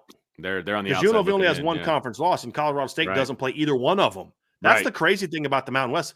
Colorado State got about as good of a draw as you can imagine in their rankings because they don't have to play Boise or UNLV. But that game at Fresno would be a little bit concerning to me. Fresno would concern me a little bit if I'm them. So, guys, the group of 5 thing could have some major chaos here before it's all said and done. I hope not, because then unless Notre Dame's the 5 seed, then I'm like, I don't care. We'll play Colorado State. I don't care. I don't care. Doesn't matter. You know what I mean? I can live with that. Give them a warm-up game before they have to go play the Big 12 champ or the ACC champ, right? But as I said before, barring an upset, I think the loser of the Big 10 game deserves the 5 seed. And even if I didn't think they deserved it, I think they're going to get it. Yeah. Well, look, there's 4 Big 10 teams in the top 5 right now. Right. They obviously love the Big 10. Mm-hmm. For whatever reason, they love the Big 10. And so I agree with you that I think right now that the loser is absolutely going to be the number 5 seed. Right. I don't see any way around that right now. Do you think they should? Because I do. As long as it's the Big 10 title game is a close game. Let's say it's a 1 touchdown game. It's back and forth. Both teams had shots to win it. It's a good game.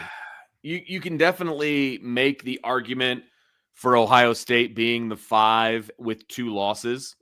And I understand the argument, and I probably agree with the argument, but it's a harder conversation than if it goes the other way. You know what I mean? If Oregon loses and their only losses is because Ohio State would have 2 losses, and that's the thing. Now it's 2 losses to the same team, the number one team. once on the road and once at a neutral site. So now, granted, that neutral site is about an hour away from Columbus, right? I mean, however far, but it's still not Columbus. But it's still not Columbus. I get it. Yep, I totally understand because I believe they're playing that at Lucas Oil Stadium. It's usually where they play the Big 10 championship. It really sounded like you said Lucas Oil Stadium, Vince. I was like, what? What do you? Yeah, sorry. It's late. Everything's running together. And one of those days. Yeah. Yeah, 100%. But so on paper, it shows them with 2 losses, and then you'd be looking at them being ahead of teams with 1 loss, and so there would be an argument there. But I also understand the league title game. Right. That's the thing is I don't think the committee is gonna hurt a team that loses in the conference title game unless it's a blowout. Right. Maybe flip them a spot, but Right. Ohio State would have to fall from like 2 to like 6 in that scenario. Because I was based on told how the current rankings are. I was told if both teams are in the playoff, going into the conference championship, that the loser's not going to fall back out. It's not a given rule, but I think that's what they're going to lean towards. Okay. Now, the situation could be if like they're the 11 seed or the 12 seed and they get smacked. Yeah. You know what I mean? Like that would be like LSU from 2022 is not getting in with their 4th loss because they wouldn't have been in the top 12 anyway, right? I mean, but in this scenario, how am I going to punish? So, yeah. So like a situation go ahead, Vince. I got one. Yeah. Miami versus SMU. Right. In the ACC championship. Right now, SMU's 14, Miami's 9. Right. If SMU beats Miami, do they just flip spots essentially? And we had a super chat from our guy Tyler Evans. Yeah, look at that. There you go. Who said who's got a new avatar, by the way. He says, thank you, Tyler. But he says, let's say SMU wins the ACC. What do you do with Miami? I think part of that depends on how does Miami play these next 3 weeks. To your point, Vince. Because if Miami doesn't play well these next couple weeks, they will continue to fall. I mean, they've got a bye week this weekend. Then they play Wake Forest at home and at Syracuse. They'll smack Wake Forest. They'll score a ton of points on Wake Forest. But let's say they beat Syracuse by a touchdown late in the game. Don't be shocked if Bama laps them, if Georgia goes ahead of them with the win over Tennessee. If Ole Miss goes ahead of them, if they're blowing people out, like I could see that. You know what I mean? So I think if SMU wins the ACC, Miami's out. I do too. Because the problem that Miami has is they don't have the wins that some other teams have. And if you're Miami, you better hope that Louisville wins out and beats Kentucky. You better hope. Because now you could say, hey, listen, hold on a second. If you're comparing them to Ole Miss, so it comes down to who you're going to have in, 10-2 Ole Miss or 12 or 11-2 Miami. Well, hold on a second. Ole Miss lost to Kentucky. Kentucky lost to Louisville. We beat Louisville.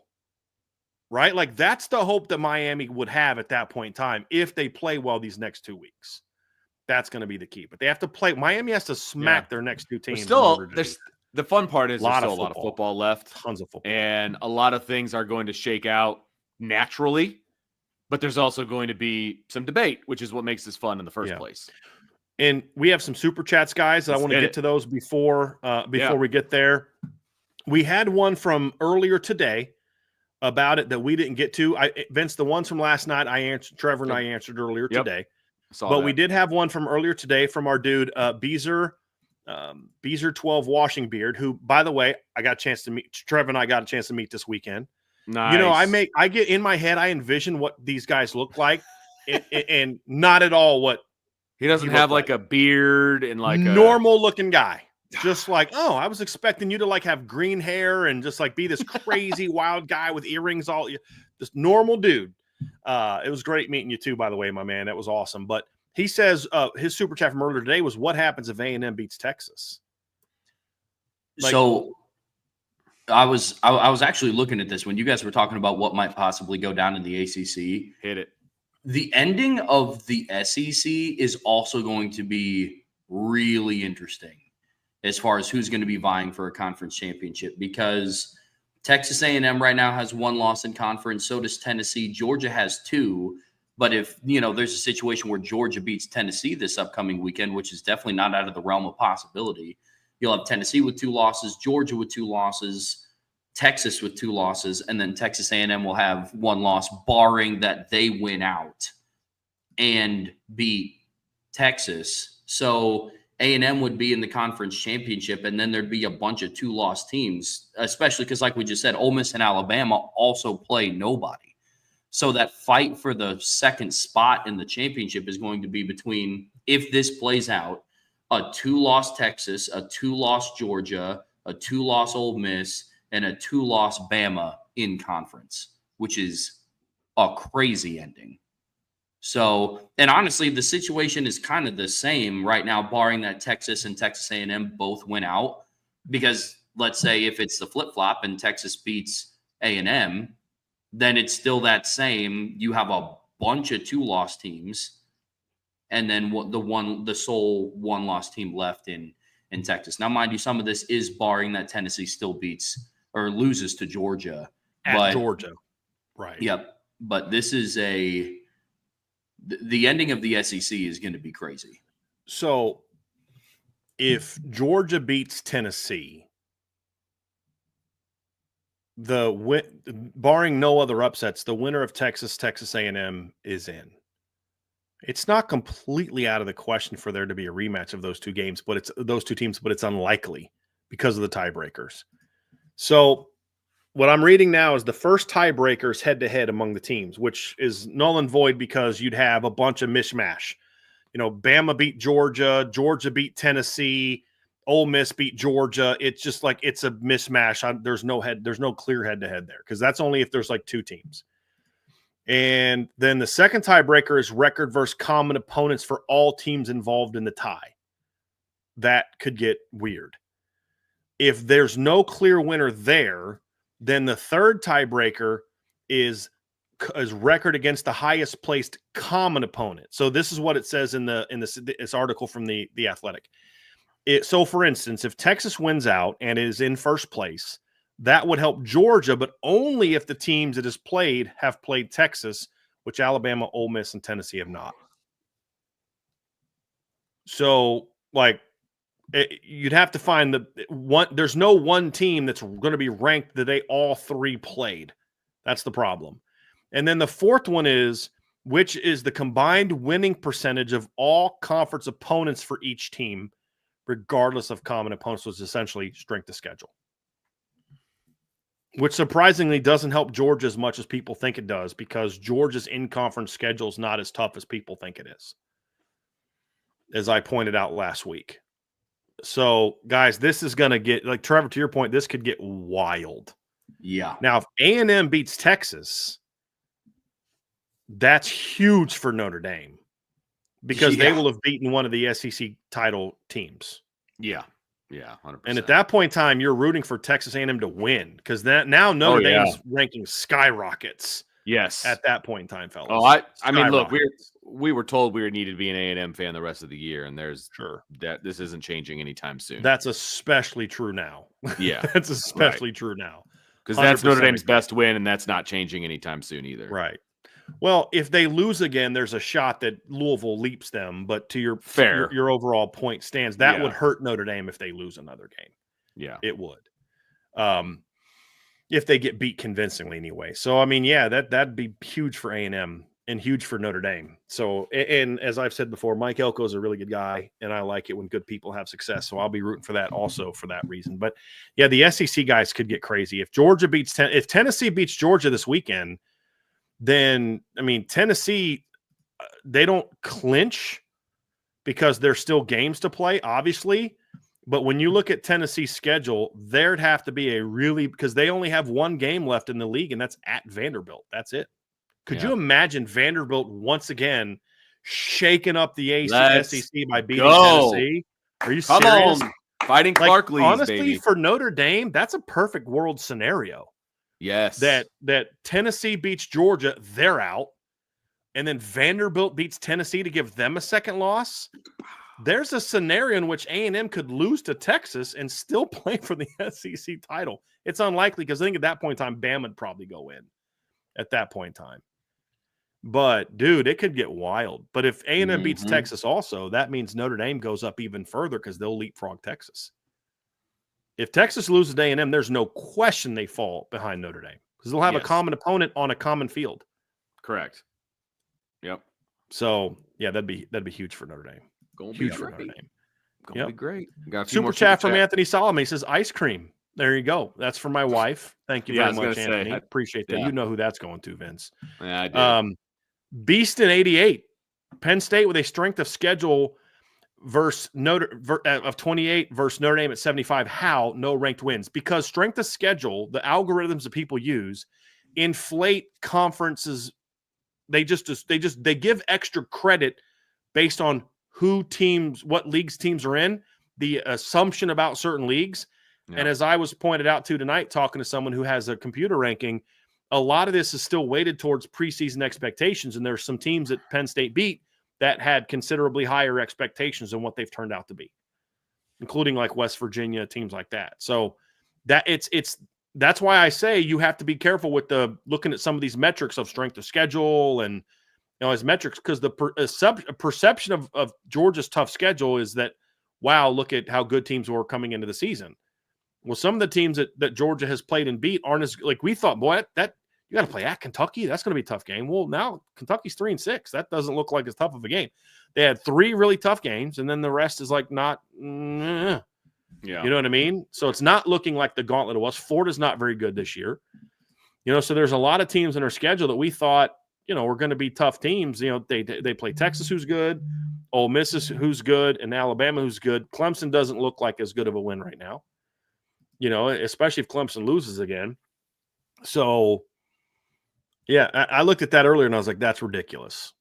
What a weird thing. What is your strength of schedule? Well, based on the start of the year, this team was supposed to be better. So your strength of schedule is heavier. That's whatever. We have a very important question here, guys, from D. Troll Hunter. For Vince. Vince, what room of the house were you bumped to? Vince is actually promoted.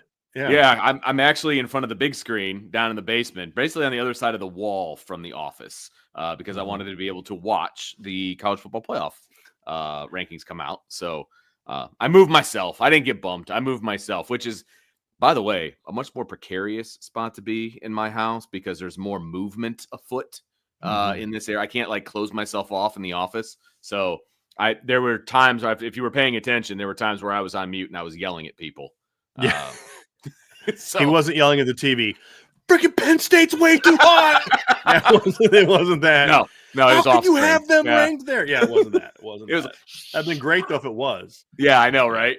Not yet. Yeah. That will. I'm saving that for December. That's right. For the potential for yelling at the TV on that one. That's right. Our guy Joe M with a super chat. Penn State. I love this. Thank you, Joe. Penn State AD definitely has got to be the J. Edgar Hoover of CFB. He's got to have dirt on everyone in the committee.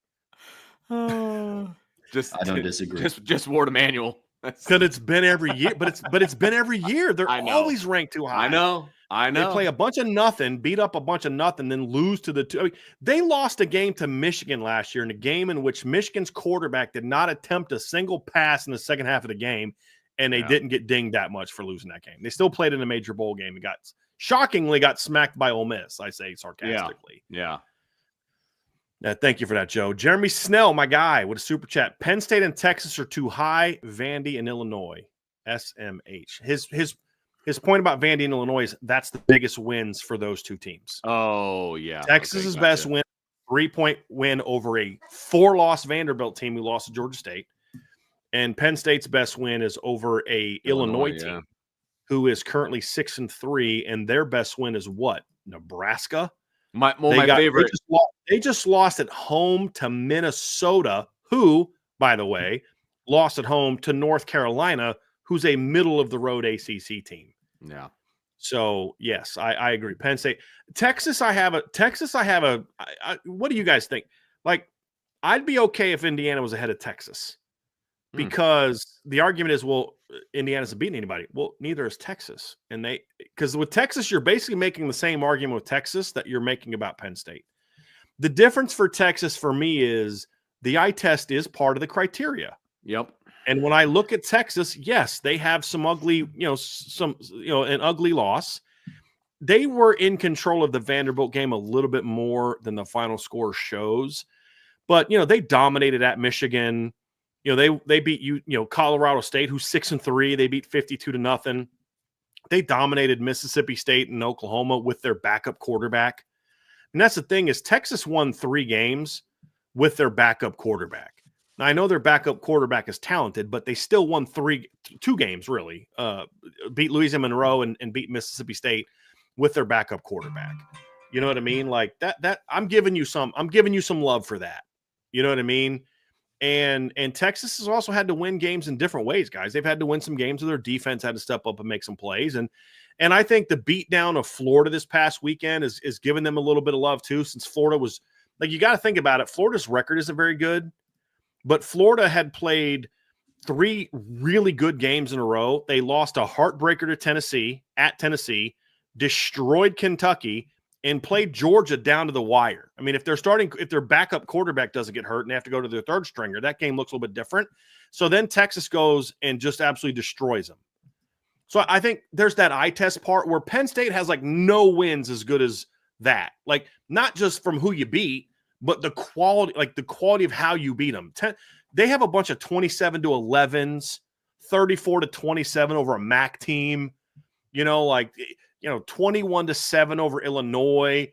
Like Penn State the eye test isn't even good. With Texas, at least you can look at the eye test. Now the counter is, but at least Penn State was more competitive in their loss than what Texas was. That's the counter to that. And Penn State lost to a better team than Texas lost to. So Texas is one I have a struggle with because I'm not as offended with their ranking. Maybe that's my bias towards thinking Texas is good and not thinking A&M is or Penn State is. Maybe that's it. That's called watching the problem football. After number 1 and 2, guys, is there's not a lot of good wins in that next group of teams. That's why I think BYU, if anybody has a beef to be higher, it's BYU because they actually have 2 top 20 wins. They've beat number 17 and number 14 at SMU. They beat SMU on the road. Texas is a weird team for me. No, I agree with you, Brian. I'm kind of in the same boat because Texas is that one team that I will hear arguments out for on either side. You look at the IU lens. They have one common opponent, and it's Michigan. And yes, Michigan's not a good football team, but IU beat them by 5 points in Bloomington. Texas beat them by 19 in the Big House. Yeah, which is like that has to count for something, right? Yeah. But then at the end of the day, you kind of look at some of the other opponents that Texas has played. Like I do believe that, IU, if they played Colorado State, might, beat them what Texas did. And if they played UTSA, I could see IU, in a world beating them in that same capacity. So I think that's interesting. I think with Penn State, I think you have more of an argument for IU to be ranked ahead of Texas than you do for Penn State, in my opinion. And the difference there is the eye test, because the eye test will favor IU and Texas, but I don't think the eye test favors Penn State. Like their most impressive win right now is over 6-3 Illinois in probably the most boring football game that I've watched in 2024. So I just, I don't see that. But with IU, they do have one common opponent in Michigan, and that to me is kind of the divide. IU guys almost lost that game against Michigan. They were not in control of that game. But you know what, though? I actually like that. I want to see what you do when your offense isn't its normal clicking self. Like that actually showed me something, guys. That actually showed me that Indiana can win ugly. And I think there's merit to that. I mean, I know that a lot of it, now, Trevor, to your point, if I'm stacking them up against Texas, that win value, that's a bonus for Texas. If I'm just saying overall, I actually think Indiana kind of showed me their offensive line, which has been great all year, didn't play well. Their offense wasn't clicking like it normally does. But they still were able to go out and do enough to win that game. That actually showed me a little something. You know what I mean? Now, it doesn't show me something to like, oh, I'm going to vault them all the way in the top 5. I'm not saying that, but like, right. So, maybe this is a team that they can win in different ways. Right. And that's kind of how I look at that team is I need to see that you can win when you don't have your A game. And Indiana showed me they can play a C+ game and still beat the defending national champs. Now, they're not what they were, but, Michigan's not out there getting just murdered by people every week, sure. other than Texas. Right. Here's my question though, guys. Vince, I'll start with you. If Texas isn't number 3, who is? Like, that's my thing about, okay, move Texas down, but who's ahead of them? You can put BYU there. You're going to put Penn State there, Indiana there, Notre Dame there. Exactly. There's a chasm between 2 and 3 Notre right Dame now. has the best case to be number 3 right now based off wins. But you can't ignore the fact that they lost to a 5-4 MAC team at home in a game where Notre Dame literally trailed for over 3 quarters of that game. You can't ignore that. That's what makes this so hard is is almost you're like, dang it, Notre Dame. Why did you do this? Because we'd have you number 3 right now, if not number 2. Yes, But you can't ignore that, right? Because just resume of who you beat.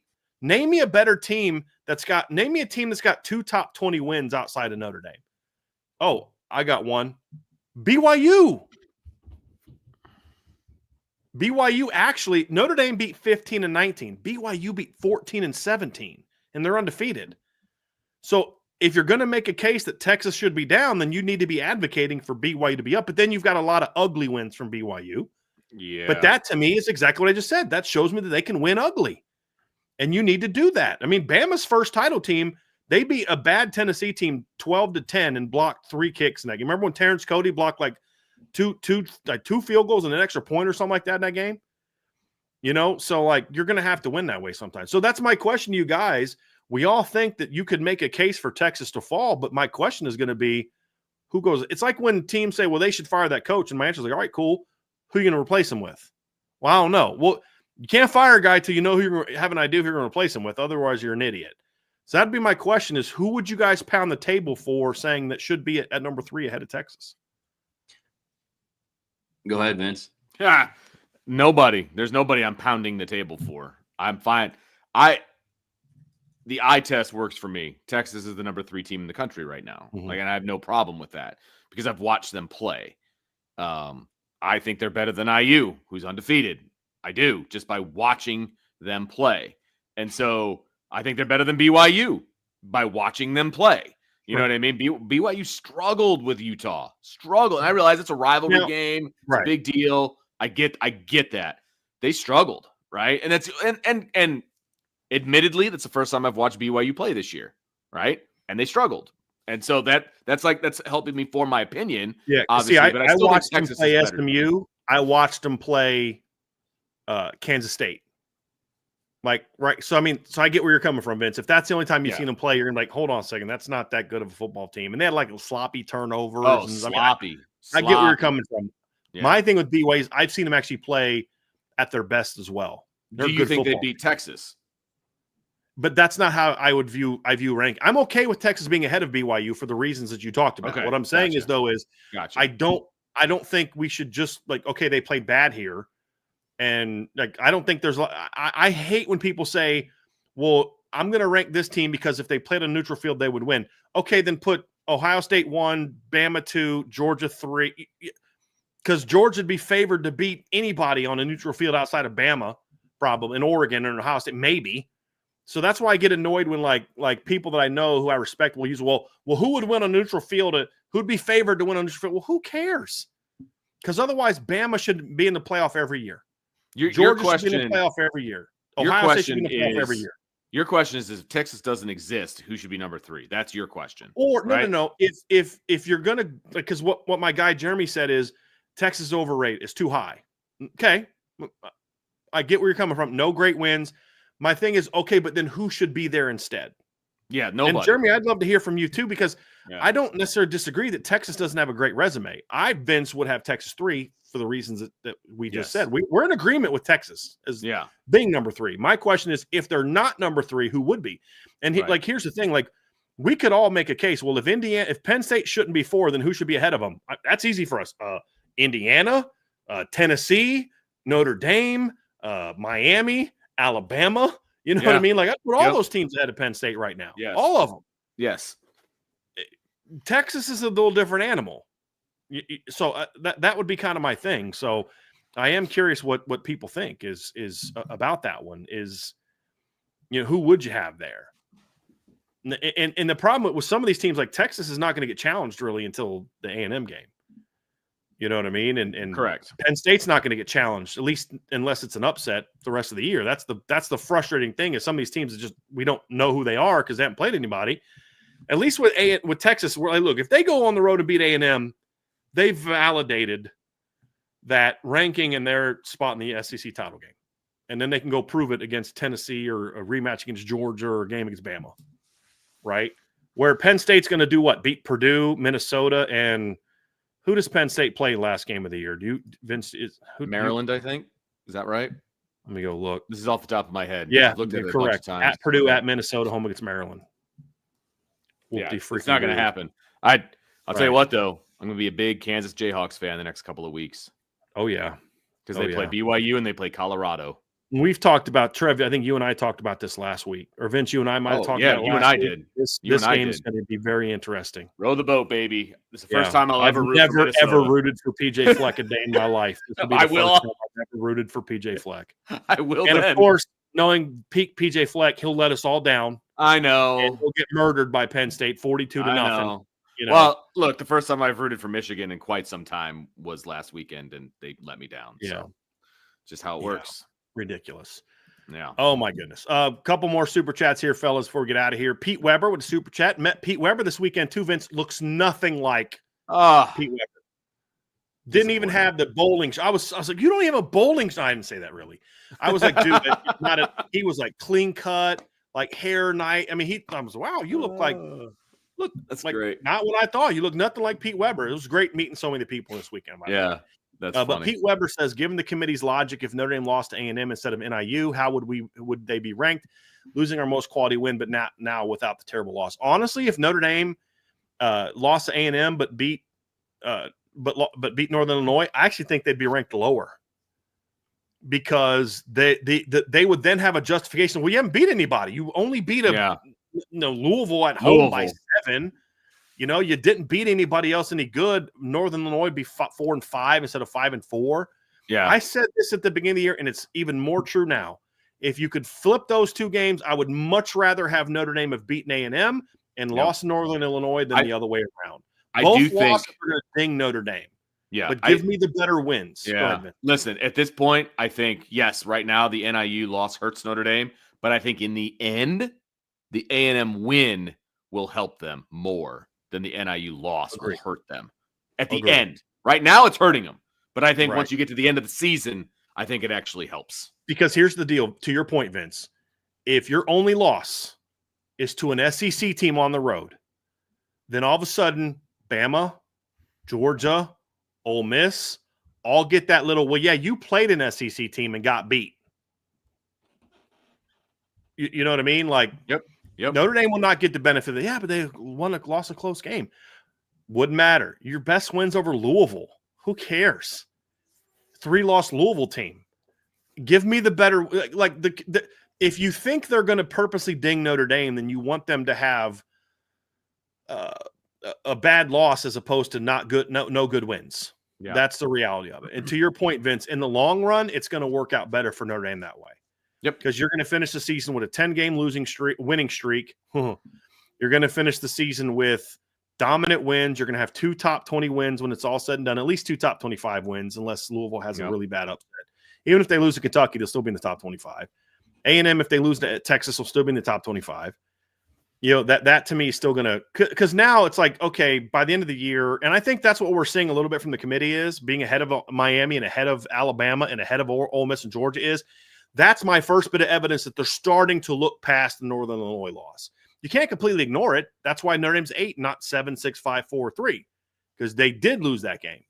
But I think, Trevor, to what you and I's big concern was this afternoon when we talked is this is the first evidence we've seen that they're starting to look a little bit past that loss because of where they put Miami. Because Miami's best loss is way better than Notre Dame's loss.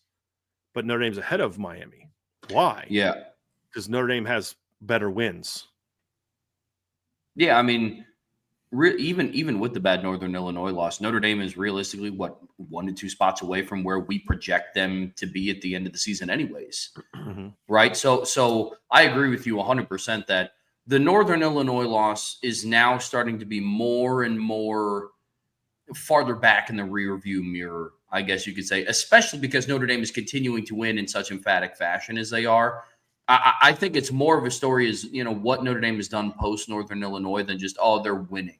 It's like, well, yeah, they're kicking the daylights out of folks, right? Like it's not like they're going through and winning every game 19-12 and, they're not beating opponents like how Penn State beats opponents. I mean, honestly, like not to take another side jab at Penn State, but like I kind of am. That is how their quality of wins look.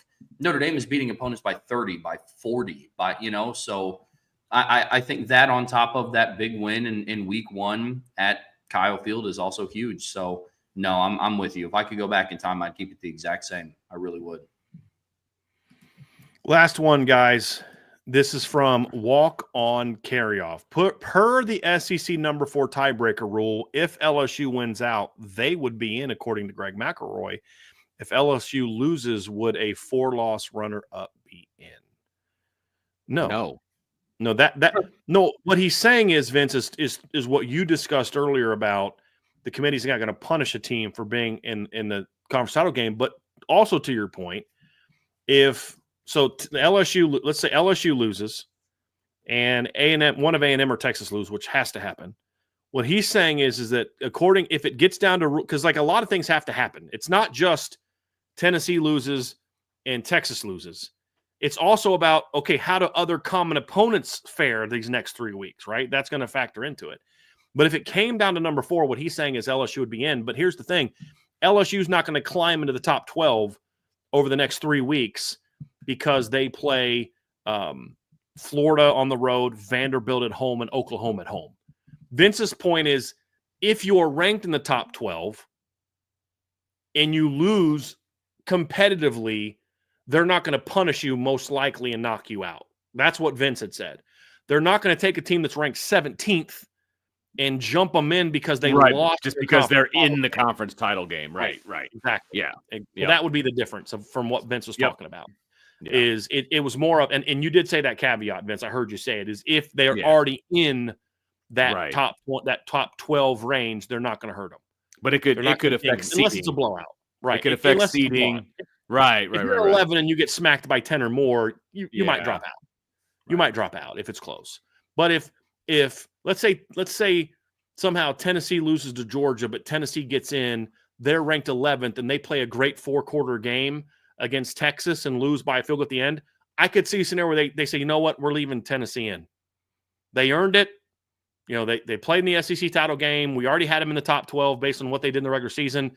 And going toe-to-toe with a team that's going to be our number 2 seed for 4 quarters is not going to be something we're going to knock you out for Georgia or something like that. You know what I mean? Like that, because at that point in time, Tennessee would have Georgia would have beaten Tennessee. That, I guess, no, you know, it could get interesting at that point in time. But point is, I highly doubt it gets down to tiebreaker number 4. I mean, it would just everything would have to go absolutely perfect for that to happen, in my opinion. So it's going to be interesting. It'd be very interesting, fellas, to see how this is all going to play out. I'll have a projection out tomorrow that's going to talk about how I see things going. I will project Texas to win the SEC. I think it's going to kind of take care of itself a little bit. I think Texas is going to handle business, and we won't, because if they beat A&M on the road, and then we're not going to be worried about their seeding. I don't see any huge upsets right now. I don't see like Ohio State getting beat by Indiana. I don't see Ohio State getting beat by Michigan. I think they're going to destroy Michigan this year. I do. I think you remember a couple years ago when Ryan Day was running his mouth, we're going to beat him by 100.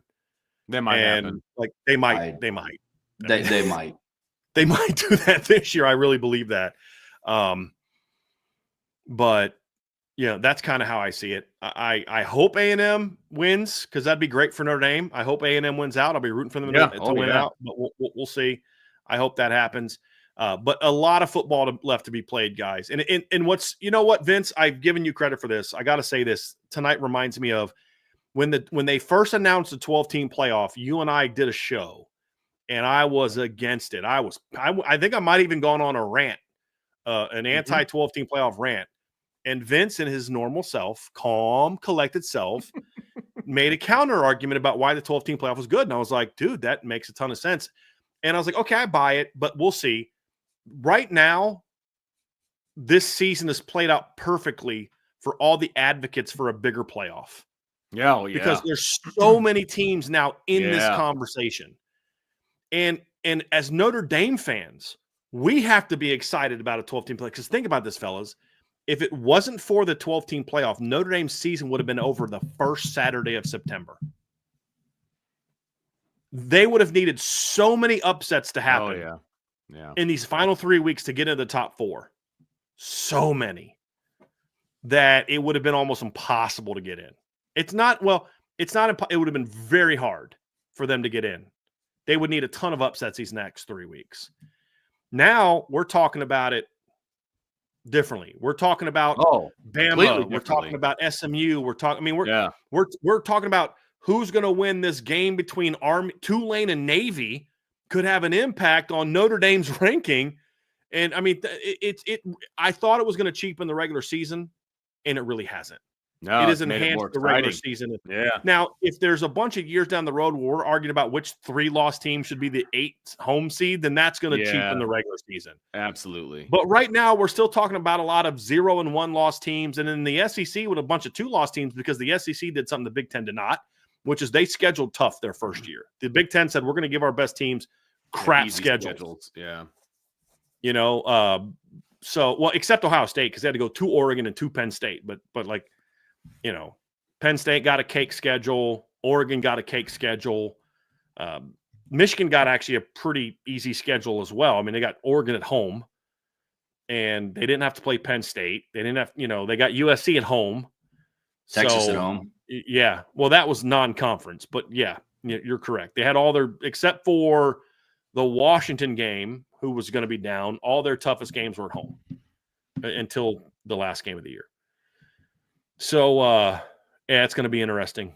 It's going to be interesting, guys, to see how this plays out. But there's going to be a lot of football. We're going to find out a lot. I mean, we talk about do we know how good Texas is? Well, we're going to find out in 3 weeks. Because if they go down to College Station and beat A&M, that's okay. It's like, see, right now with Texas, guys, I make the same argument that I make about Notre Dame. I'm not going to punish them because they had one bad day, which is what the Georgia game was. Let's be real. If Texas and Georgia played a week later, I think that game's way different. I think the thing that hurt Texas was that some of the teams they played were down. Michigan being down hurt Texas because they had not played anything close to what Georgia was going to bring to the table size and speed-wise. Nothing close. And I think it overwhelmed them. Now they've played Vanderbilt, they've played Georgia, they've played A&M. If they played a rematch against Georgia in the SEC title game, I think Texas would smack them because I think they would be much more battle-tested at that point in time. That's how I look at it. But it has added so much value to the regular season. I can't wait for these final 3 games. And for Notre Dame, you got to go out and handle business. Absolutely. Got to go handle business. Yeah, because somebody said something about, and I don't want to go down the rabbit hole here, but somebody said something about, bid stealers and all that kind of stuff. And look, right now, Notre Dame has to do what they need to do to get up to a point where bid stealers don't knock them out. Like, that's what you got to do. I mean, and I think they will. And so I won't be as nervous on conference championship weekend of that being the case. But yeah, I mean, that's the risk that you run, obviously. And so you've got to take care of your business so that those bid stealers aren't affecting what your future looks like. So, yeah. And frankly, as a Notre Dame fan, you're from that, Vince. They're not far away. That's what I'm saying. And that's what I'm saying. They're right. Look, I'm going to circle all the way back to the beginning of the show. I think Notre Dame is perfectly positioned to get where they need to be. That's how I feel. If they handle business. If of course, and that's where you want to be, though. Is my point. Yes, absolutely. You're not completely in control of your own destiny, but this is the most control of Notre Dame they've been in since the Northern Illinois loss. Honestly, because if Indiana goes out and gets whipped by Ohio State, and if Georgia beats Tennessee, I don't see any scenario which Notre Dame falls behind any of those teams if they handle their business. Correct. Because Bama has 0 chances to play in a top 25 game between now and the end of the season. Right. Unless somehow they sneak into the SEC title game. That would require a bunch of other teams to lose, right? Notre Dame, 2 teams are falling off that are in front of them right now. That's why I see it. Tennessee has a shot to play a top 25 team. I don't think BYU will have one until the Big 12 title game, but it won't matter. If they win out, it won't matter. That'll matter anyway. Yeah. But if BYU loses in the Big 12 title game, they're not going to get an at-large ahead of Notre Dame. They may still get in, but I'm saying, I'm just from Notre Dame, they won't be ahead of Notre Dame. Right. To a degree, you almost – I mean, some of those things, like the Big 12 at this point in time almost doesn't matter to Notre Dame. Like what happens to the Big 12 is irrelevant to Notre Dame the rest of the way. Because if BYU wins out, they're going to be ahead of Notre Dame anyway, and it doesn't matter. If BYU loses the Big 12 title game and K-State gets in, doesn't matter. Whoever that team in the Big 12 is going to be in because there's only going to be one Big 12 team. Any of those leagues where there's only going to be one team in it doesn't steal anything from Notre Dame, right? Like that's the whole point is there are no bid stealers in position to do anything to Notre Dame because if somebody steals BYU's bid, BYU's falling behind Notre Dame, guys. They just will. If somebody comes in and steals the ACC bid, it doesn't matter. There's 0 ACC teams ahead of Notre Dame right now. Yep. It doesn't matter. That'll be the only which one means one is going to be in, but there's nobody like BYU. You could argue, let's say they lost and they keep BYU in and they fall to 8, Notre Dame's at 9, but that's not going to happen. In my opinion, it's highly unlikely that's going to happen. If some team that is behind Notre Dame right now wins the SEC, it means 2 teams ahead of Notre Dame right now lose another game. Right. If Ohio State loses another game to Indiana, let's say, okay, well, one of Ohio State then falls behind Notre Dame, guys. That's Correct. just I would 2 losses. They'd have 2 losses, and then they only have like 1 good win, and Notre, you know what I mean? So it's like right. But even if it doesn't, if Indiana flips with Ohio State, it still doesn't affect Notre Dame because they're both ahead of Notre Dame anyway. Right. And then the Big Ten champs already in there. So like, there's no scenario right now, in my opinion, barring Notre Dame not playing well and getting leaped by somebody, where a bid stealer can impact Notre Dame. Not now, to your point, Vince, not now at 8, because they're ahead of. Yeah. Like if they were at 8 and Miami was ahead of them, and then Miami lost to SMU by a field goal late in the game, you could argue maybe Miami deserves to stay ahead of Notre Dame, but Miami's behind Notre Dame now, and they don't play anybody the next 3 games to potentially leap back ahead of Notre Dame, where Notre Dame plays a top 25 team between now and then. So that's where I think Vince nailed it. This is why Notre Dame isn't. They are in as good of a position to control their own destiny as they've been since that loss in Northern Illinois. Yep. That means going out not only winning, but continue to look good doing it.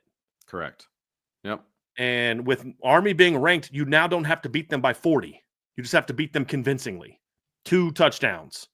It's like, hey, away from home, neutral field, top 25 team, you beat them by 2 touchdowns. Stay or go up. That's what they'll do.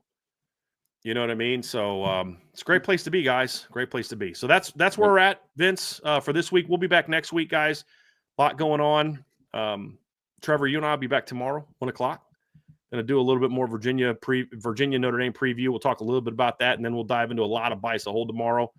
Thursday, do keys to victory and predictions. Friday, mailbag. And then Saturday, post-game show. Vince, are you going to be on the post-game show this week? You guys got any visits this weekend? Nope. I'm here. I'm here. Visits are over until the OVs. OVs only at this point. Let's do it. All right. Vince, why don't you go and take us out of here, man? Great show, guys. Right. Very well done by the 2 of you. Thank you. Hey, guys, thanks everybody for hanging out with us, joining us, and a little bit of IB After Dark on Tuesday evenings. We'll be back next Tuesday for sure, so make sure you check it out. Anytime there's going to be a college football ranking, we will have a show, depending on not depending on what time, but after or during whenever they have the show. And so that will vary week to week based on basketball and everything else. But we will always come to you with some sort of a breakdown. So make sure you stick it out and hit that notification bell so that you know when we are going to be on. But in the meantime, hit that like button, hit that subscribe button, that notification bell, share with your family and friends. Give us a 5-star review. And, of course, jump on the boards.irishbreakdown.com for all your Notre Dame Fighting Irish intel needs. It's all right there. Best bang for your buck out there. So for Brian, for Trevor, I'm Vince, and we will talk to you next time on the Irish Breakdown Podcast. Have a great night.